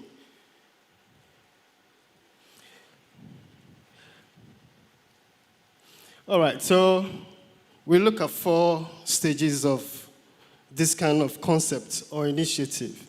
The first is transition. Now, this is a generational thing. Those of us in GSS now, we came to meet some people, and we've been hearing of others who have come and gone. The stories are not very different, but you ask yourself, so are you going to be like those who came and left, or are things going to be different for you? And we want to address how GSS transitions from one generation of statisticians to another generation. Some time ago, there was no presentation like we have seen today. You have a lot of stuff in books, heavy books, and lots of pages. But looks like things are changing. I don't know if they've changed, but it looks like they are changing. So we need to address our transitions and our tradition. That is the working culture. I can't tell if we really have one, or we are yet to have one, or we are working on one, but one of the things we are looking at is how to develop a working culture. And then we look at the transfer of knowledge. There's a lot of content and materials that are within our system, but you need to go through lots of people before you can even see 10 or 20% of it. So we need to look at how we transfer knowledge. And then also the documentation of our standards and procedures, so that when people come, they don't need to go through a long bureaucracy before they see, let's say, a methodology or a procedure on how A and B is done. Okay, so these are the solutions we are proposing for the problems we identified. We are looking at making GSS an international center of excellence. We want to take statistics to the hearts of social life and state policy. If we don't do that, we will be here having all these high-level meetings, presentations, and it's just going to be lots of fanfare, but the people out there may not understand the things that we may be doing. So we want to have a conscious plan to do that. And then also, aside that, we have learning paths and certification tracks. So when people come in, we define a set of modules, courses, or things that they have to do over time before we start pushing them into projects or whatever. What happens now is most people are just thrown into projects, and they have to it's like somebody wants to teach you how to swim, and he takes you far into the depth of the sea and throws you there and then asks you to swim to the shore. I don't know how you will survive with that. All right, so these are the 3 main objectives we are looking at for now. developing the capacity of staff with 21st century statistics skills, and then promoting and encouraging the interest and use of statistics. So the second point was the reason why we had the statistical knowledge contest, which some of you, which was the first program for this week's celebration, the What Do You Know, where we brought in some technical universities and assessed them on their statistical knowledge. That was not the project, but we are looking at all levels of education, from the basic, secondary, and the tertiary. We are going to go to every, try to whip up their interest and use of statistics. We are also targeting the MDAs, the public institutions. The last time I heard that just about 30% of them use their statistics for policy and decision making. So we want to change that. So we are looking to address that in our objective. Now, these are the potential targets of this project: staff, internal people, external, and then the general public. Okay, so these are just some few things we have identified to start with in terms of training. Basic statistics, visualization, instrument design. Then we are going to take this one also very seriously, because it looks like now we are moving into the data science era, and over there, a lot of things have to do with coding, or you must have strong computer skills. So we want to make it one of the strongest aspects of the training, principles of computer programming. And we start with Python, because that is a standard language for training people in computer programming. Then we come to the data analytics languages, Stata, R, and then SL. SL is not analytics language, but it can do data processing and then presentation in a certain way. We also look at report writing and then developing soft skills. Example, using some utility features like GitHub and code generation tools and all kinds of softwares that helps in delivering products. And then finally, we take a look at some modules that will introduce almost all the staff to data science. Data science is not restricted to a unit or a group of people. It's something that every staff, everyone who does some form of statistics must have that skill. It's just the ability to generate insights from data. So we want to make sure every staff gets some knowledge in data science. So we are looking at the duration. So some people can run shorter distances, others can go longer distances. So you look at the duration that fits your capacity: 3 months, 6 months, or beyond 12 months.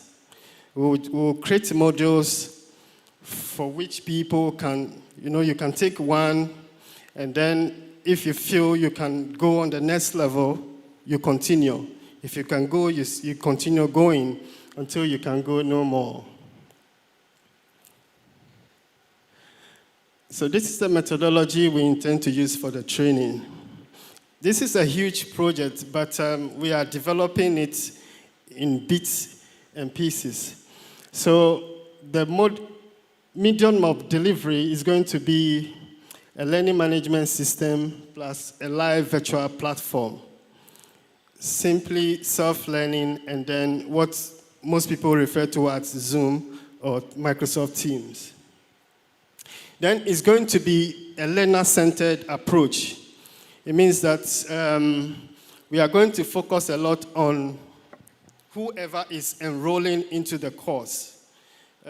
Most of us are familiar with the teaching methods where it's the lecturer who determines what you know or what you don't have to know. But we are moving away from that approach. We want it to be flexible, accessible, and easily available. So we are focusing on the people who are going to be doing the learning. We look at their abilities and what they are doing, tailor the courses and the modules to fit that. Don't worry about those words over there. Don't let them frighten you. Cognitive and constructivist is just a theory of learning where we want to make sure that we push things into your brain based on your mental abilities and certain things. So I'll leave that for now. We'll also be doing the project in a blended mode. That means that we will deliver some using the tools, and then when we require that you come to our training center for some other activities, we will let you know. So that is the blended approach, face-to-face, and then live, virtual, or self-learning. And then finally, you'll be able to access the materials on your laptops and then on your mobile phones.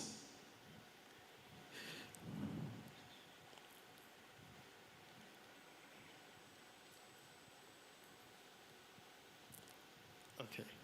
All right, so these are the 3 items that you will need to access the platforms: the Universal Resource Locator, the login credentials, and then enrollment IDs.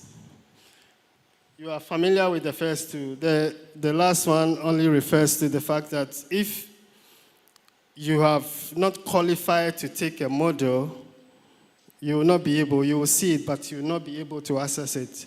Once you fulfill the requirements, then you'll be given an enrollment ID to enroll. Okay, so the way forward, we are going to start an engagement with the heads of the directorates and the sections on how to develop the modules. We are going to develop the training modules thereafter for the programs or modules that we'll identify. Then we will look at the timelines when we are going to start this thing. And then also for those who will be coming from the external point, that means the MDAs and the public institutions, we are looking at charging a fee for accessing the modules. This is just to help maintain the platform.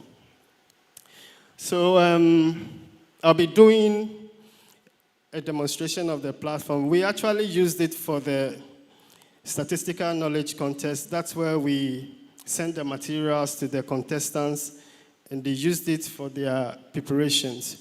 So we will look at the web application version of the platform.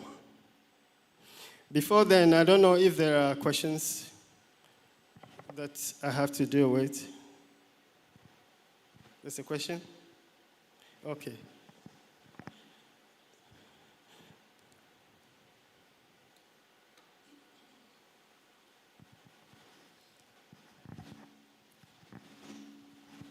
So we are waiting for the screen to come up.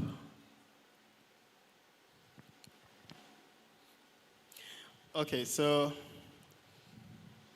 this is the landing page for the Learning Hub. You can see the URL. Since it's a slider that's supposed to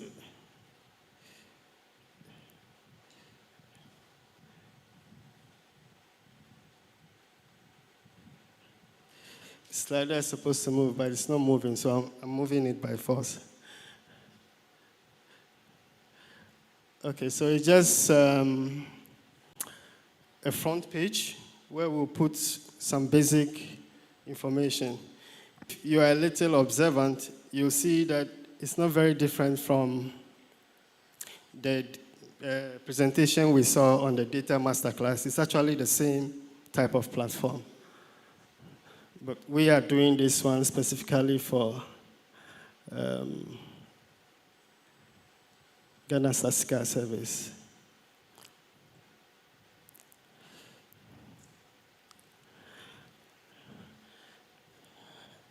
I don't remember giving him the login credentials.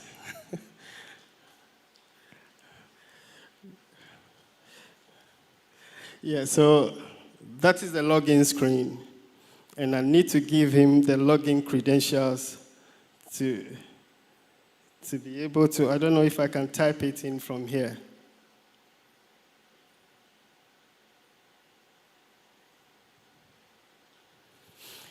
Yeah, so basically we have already, like I said, deployed the system. It's live, but we are still building up the modules, for the platform.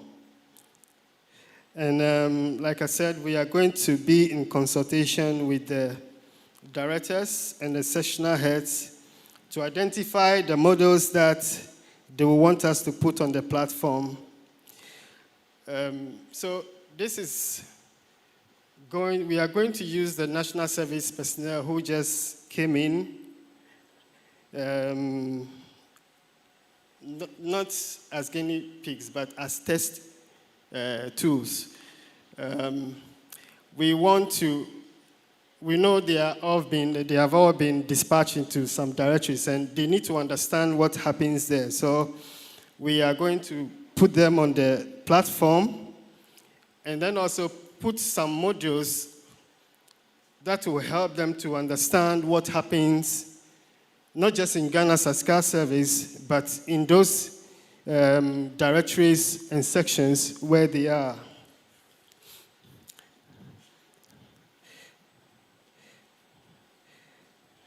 Just a moment, I need to send the password for them to open the platform for us.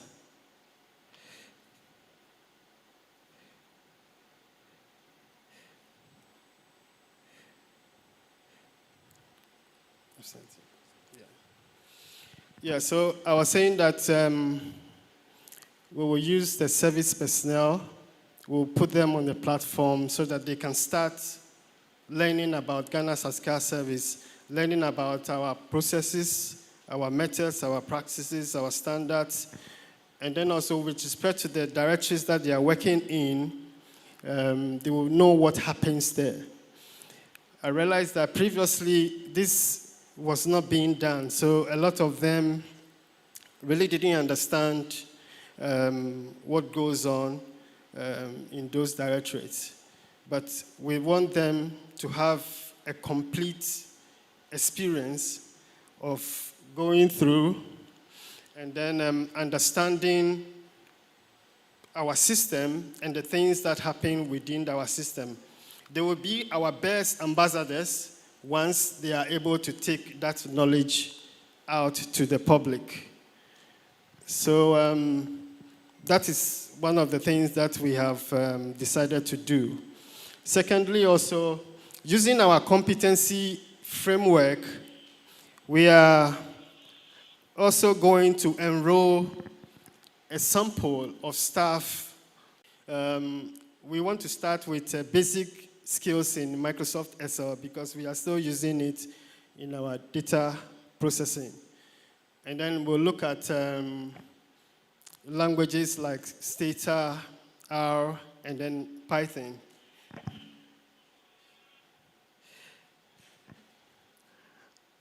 Okay, so I'm getting a signal we are having a problem. I need to go up there and get that done quickly, log in, because it's an administrative password, and I'm supposed to be the only one who knows it. So, can I be excused for a moment? So we are waiting for you, Sam. And technology thinks he can overcome us, but forgetting that it is humans who created it. We will definitely overcome. We will definitely overcome. So, we've heard about International Data Masterclass. We've heard about Digital Census Atlas.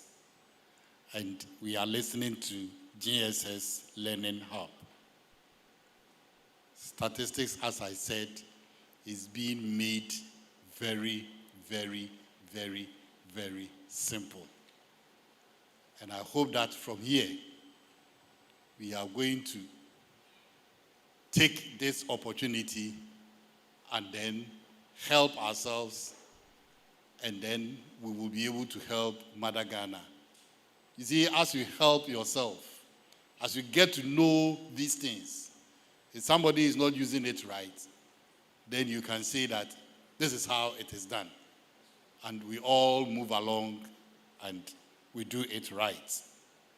We are being told that now we are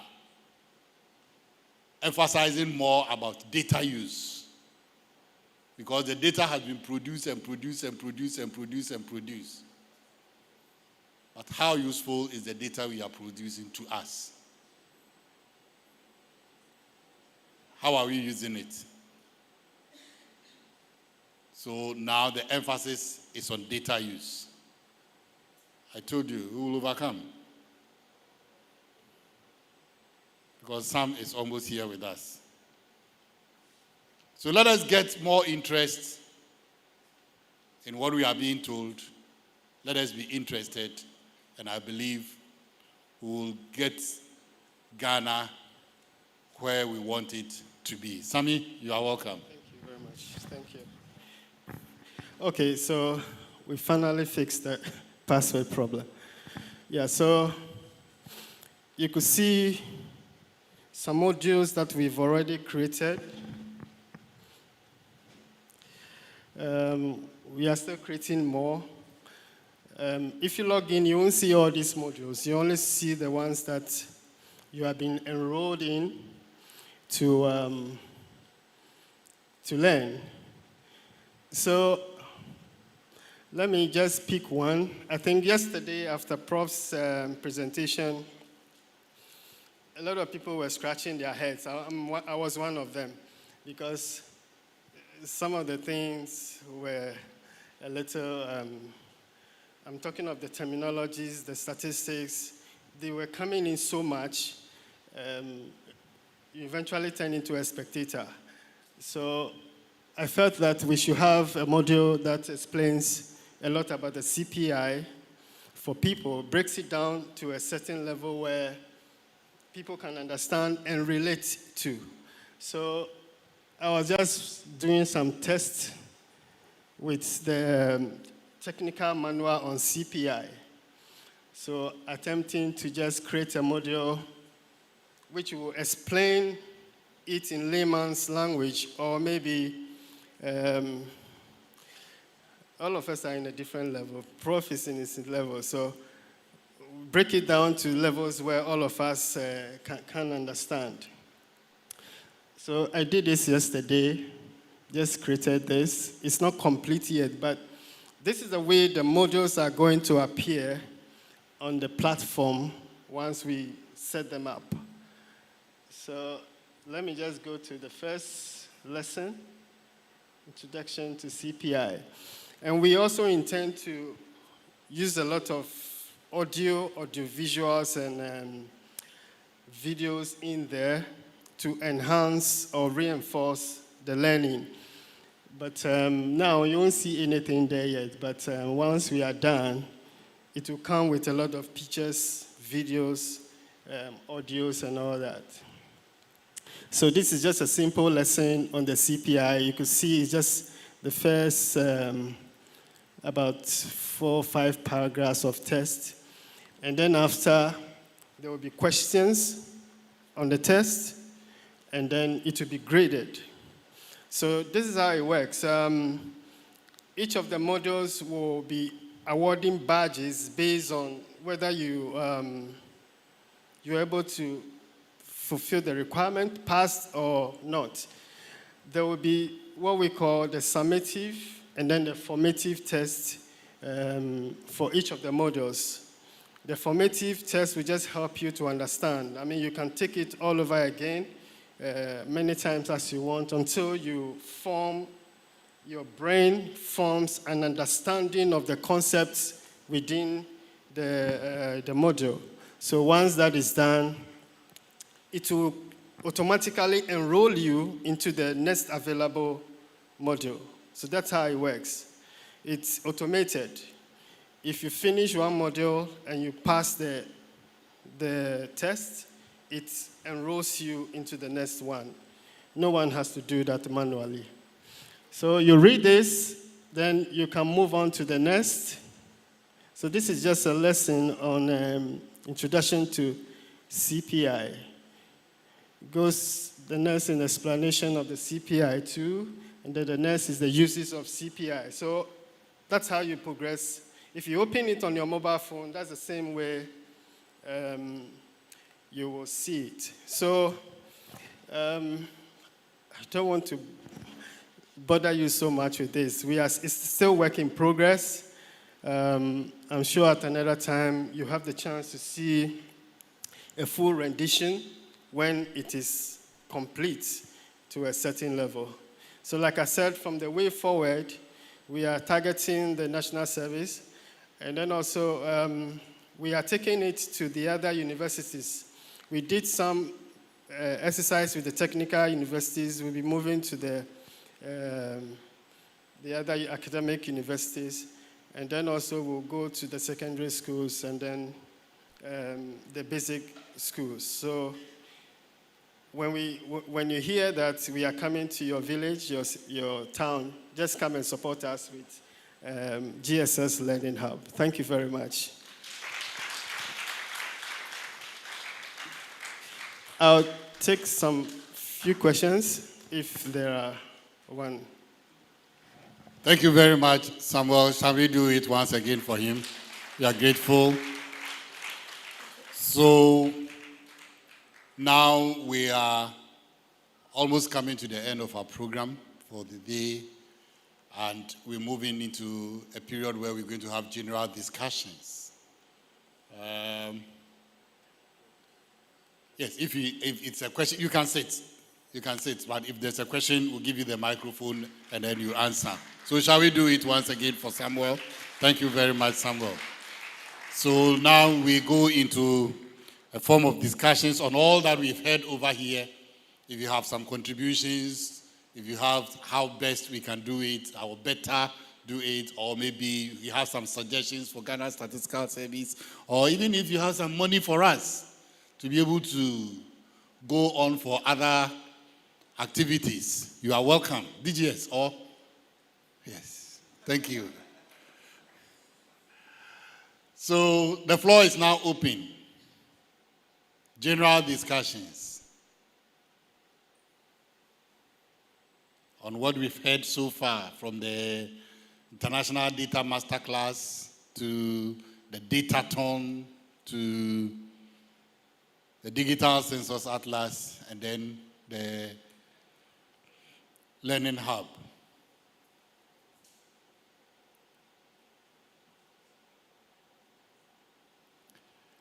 I didn't know I have Shabrays over here. Everybody has gotten things so well. Or because today there is no money. Right. So, not seeing any hand, before we ask our chair to give her closing remarks, I will want to invite here the chair, Dr. Owusu-Keja, to actually come give us a brief on what is ahead of us. Shall we welcome him?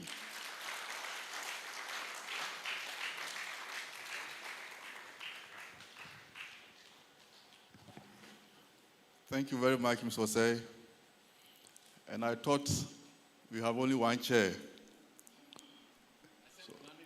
Thank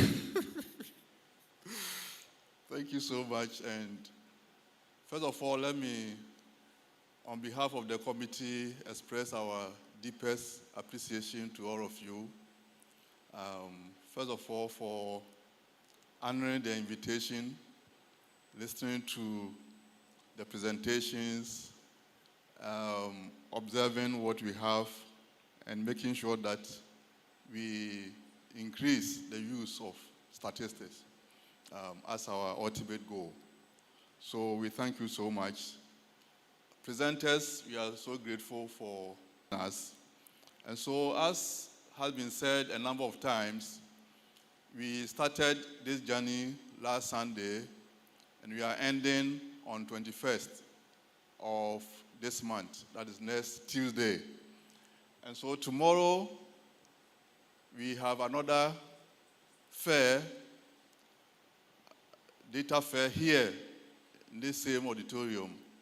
And we ask you to do us a favor, come and listen to other presentations that would open your mind and thinking, and eventually you all increase the use of statistics.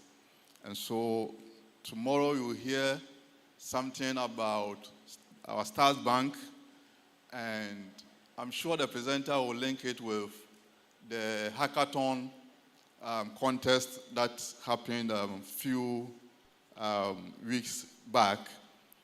And we will also be having a number of products on our stands.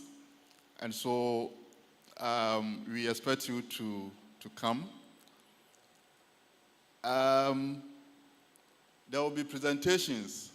Our Social Statistics Directorate, for instance, will be doing two important presentations. One will be on special needs, special education needs, and the other will be on non-monetary poverty. Non-monetary poverty reports usually are done at the national and regional levels, but the Social Statistics Directorate is helping us to get indicators at the district level.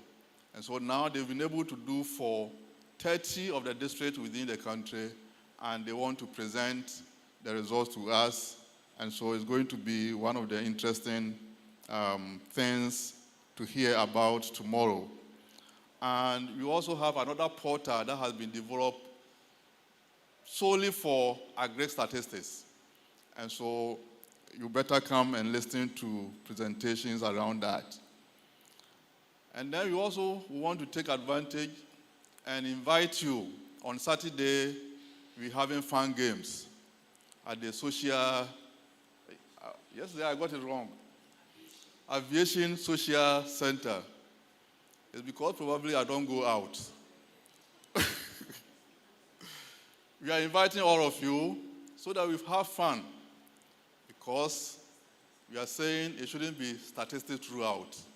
We need a healthy workforce, and so let's distress and get healthy for the work ahead of us.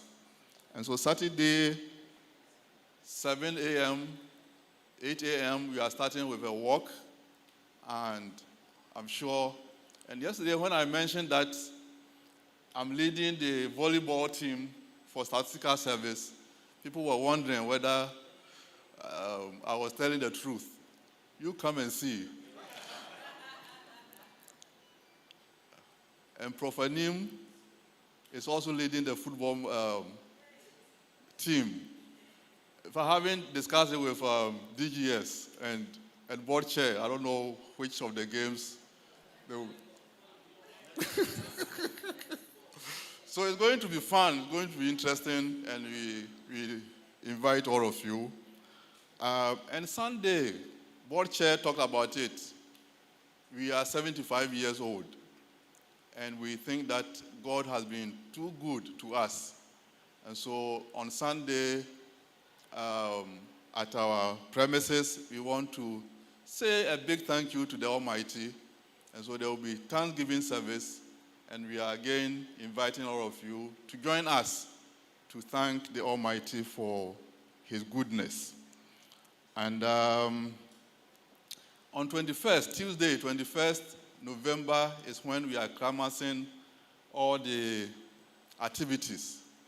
And so somebody said it's going to be butu butu. You know the theme is around trade. And so we're going to release the 2023 Trade Vulnerability Report, and that will be Prof himself will do that. And what is going to be interesting is that we are also inviting 3 discussants, experts in the area, one from academia, one from policy, and the other from where, Masa? No, not politics. I've forgotten the third. And to also, from their perspective, what they think about the numbers. We invite all of you to be part of the activities that are ahead of us so that we end successfully as we started. Thank you, and we are grateful once again. Thank you very much. Very interesting, important programs lined up for all of us. Let's make sure that we participate to make it a success. So on that note, I have the singular honor once again to invite the chairperson for today's occasion, Dr. Grace Bidiako, to give us the closing remarks. Shall we please do it better? You see, I went to a program, and when you are invited, they will clap until you get to the podium before they stop. And I think that is the best way to go ahead. Thank you, madam.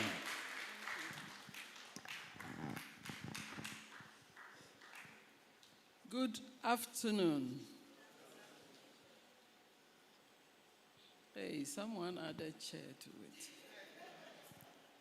Thanks for the recognition. Yeah, Africa Statistics Day turned week, and today we have started the first part. We did the first part of the data fair.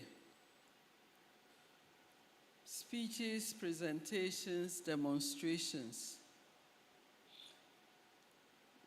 We can see that this is a balanced, we hope, is going to bring us all to some level of appreciation and understanding of statistics, and more importantly, how we can use data to inform policy, initiate policies, and set directions for our policy. We saw the digital census atlas. And as I indicated, a lot is being done with the census data, and this is really path-breaking work that has been done. And the data scientists have changed our landscape, or you call it ecosystem. And really, I hope that you are all getting excited in this, because the data scientists came in, not necessarily statisticians, but see where they're taking us. So it's statistics, it's IT, and breaking the charts for us. And what they didn't mention was what they won at the Datathon. Did you win anything? If you did, it belongs to us. So you would know. Okay. So we are praying for you. And I think that is also a dimension that we can bring to our hackathon. The hackathon for me was the real game clincher. And so we need to synchronize all these and get a lot more products from our census and other data sets. And as the MC said, this is statistics made very, very, very, how many varies? 4. So very, very, very, very, very, I've added one, simple. And I think that we can all try our hands at it and see. I think the important thing for the statistical service to know is how all these things are working out, where the gaps are, so that they can improve on these products, because they are for use and they are to facilitate access. And if it's not working, then we need to let them know. Then we have the demonstration of the Learning Hub. And it reminds me of a phrase: you can take the horse to somewhere, but then, okay, a year from now, we'll test everybody and see who learned anything. And again, I mean, this is a unique opportunity for us to broaden our knowledge, and there's access to continuous learning. And so we really need to take advantage of these resources. I think this has been a very informative session, and as we were informed, it will continue tomorrow with other dimensions introduced. So let's all make it a point to attend. We said, encourage all, the fearful and the fearless, to engage with the international data master what? Let me see. How will I get to the website if I don't remember it from now? Data master class. So once again, thank you for staying through with us, and meet you online 4th December. Thank you very much. I think Madam is going to take the award herself.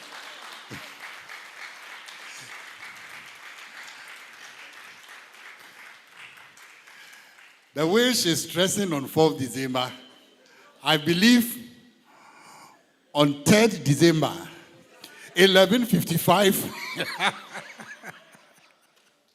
she will be there waiting. Who will beat her?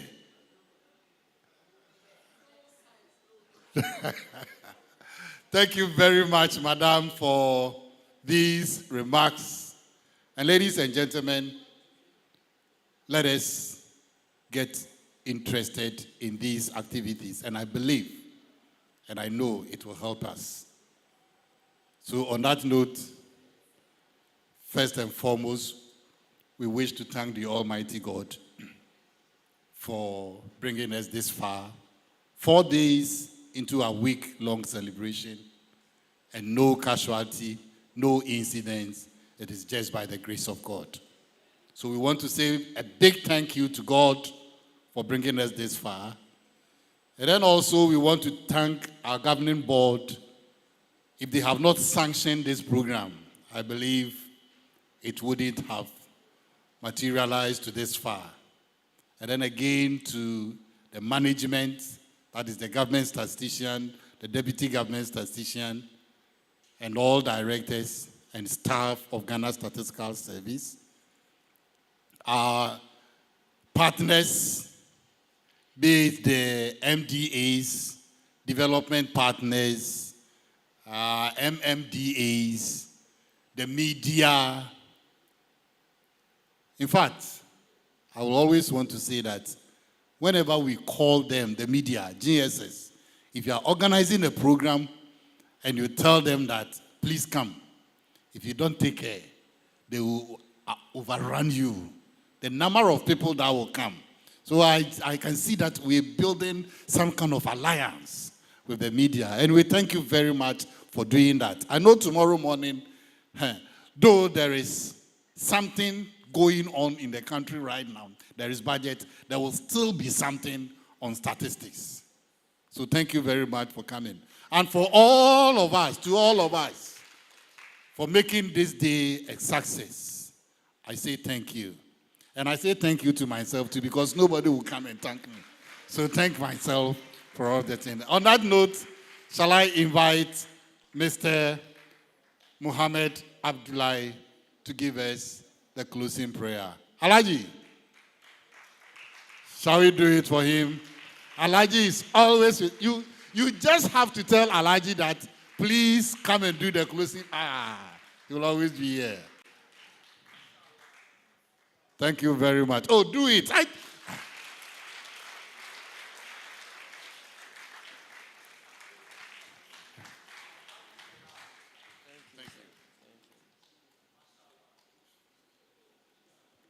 MashaAllah.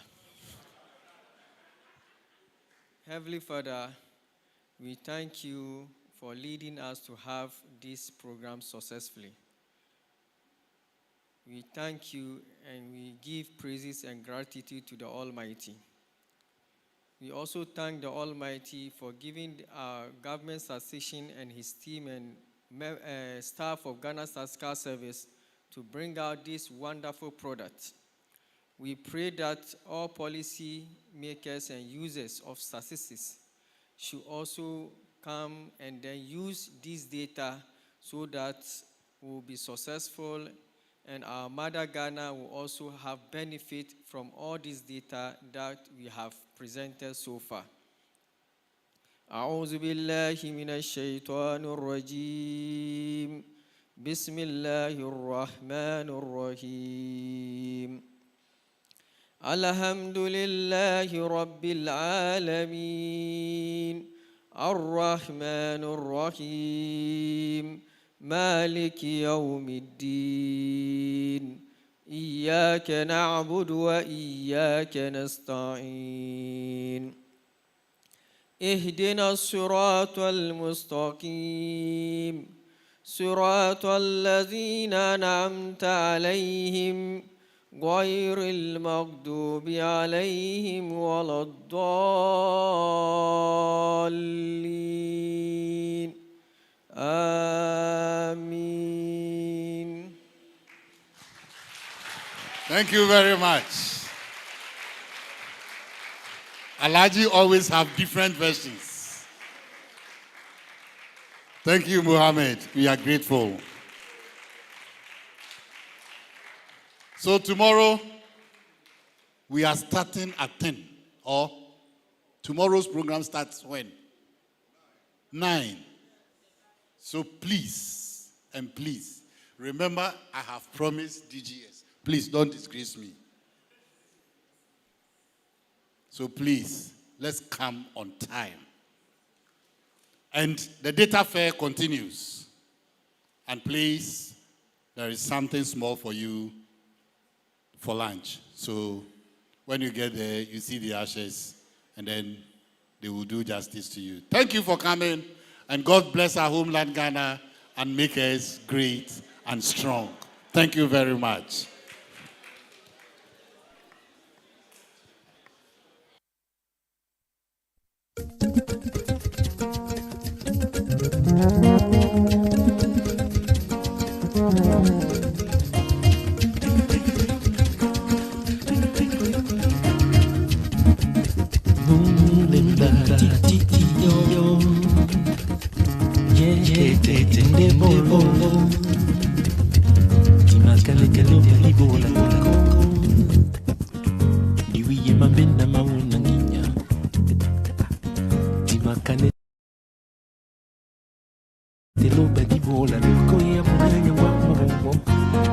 ya bema di bodi boma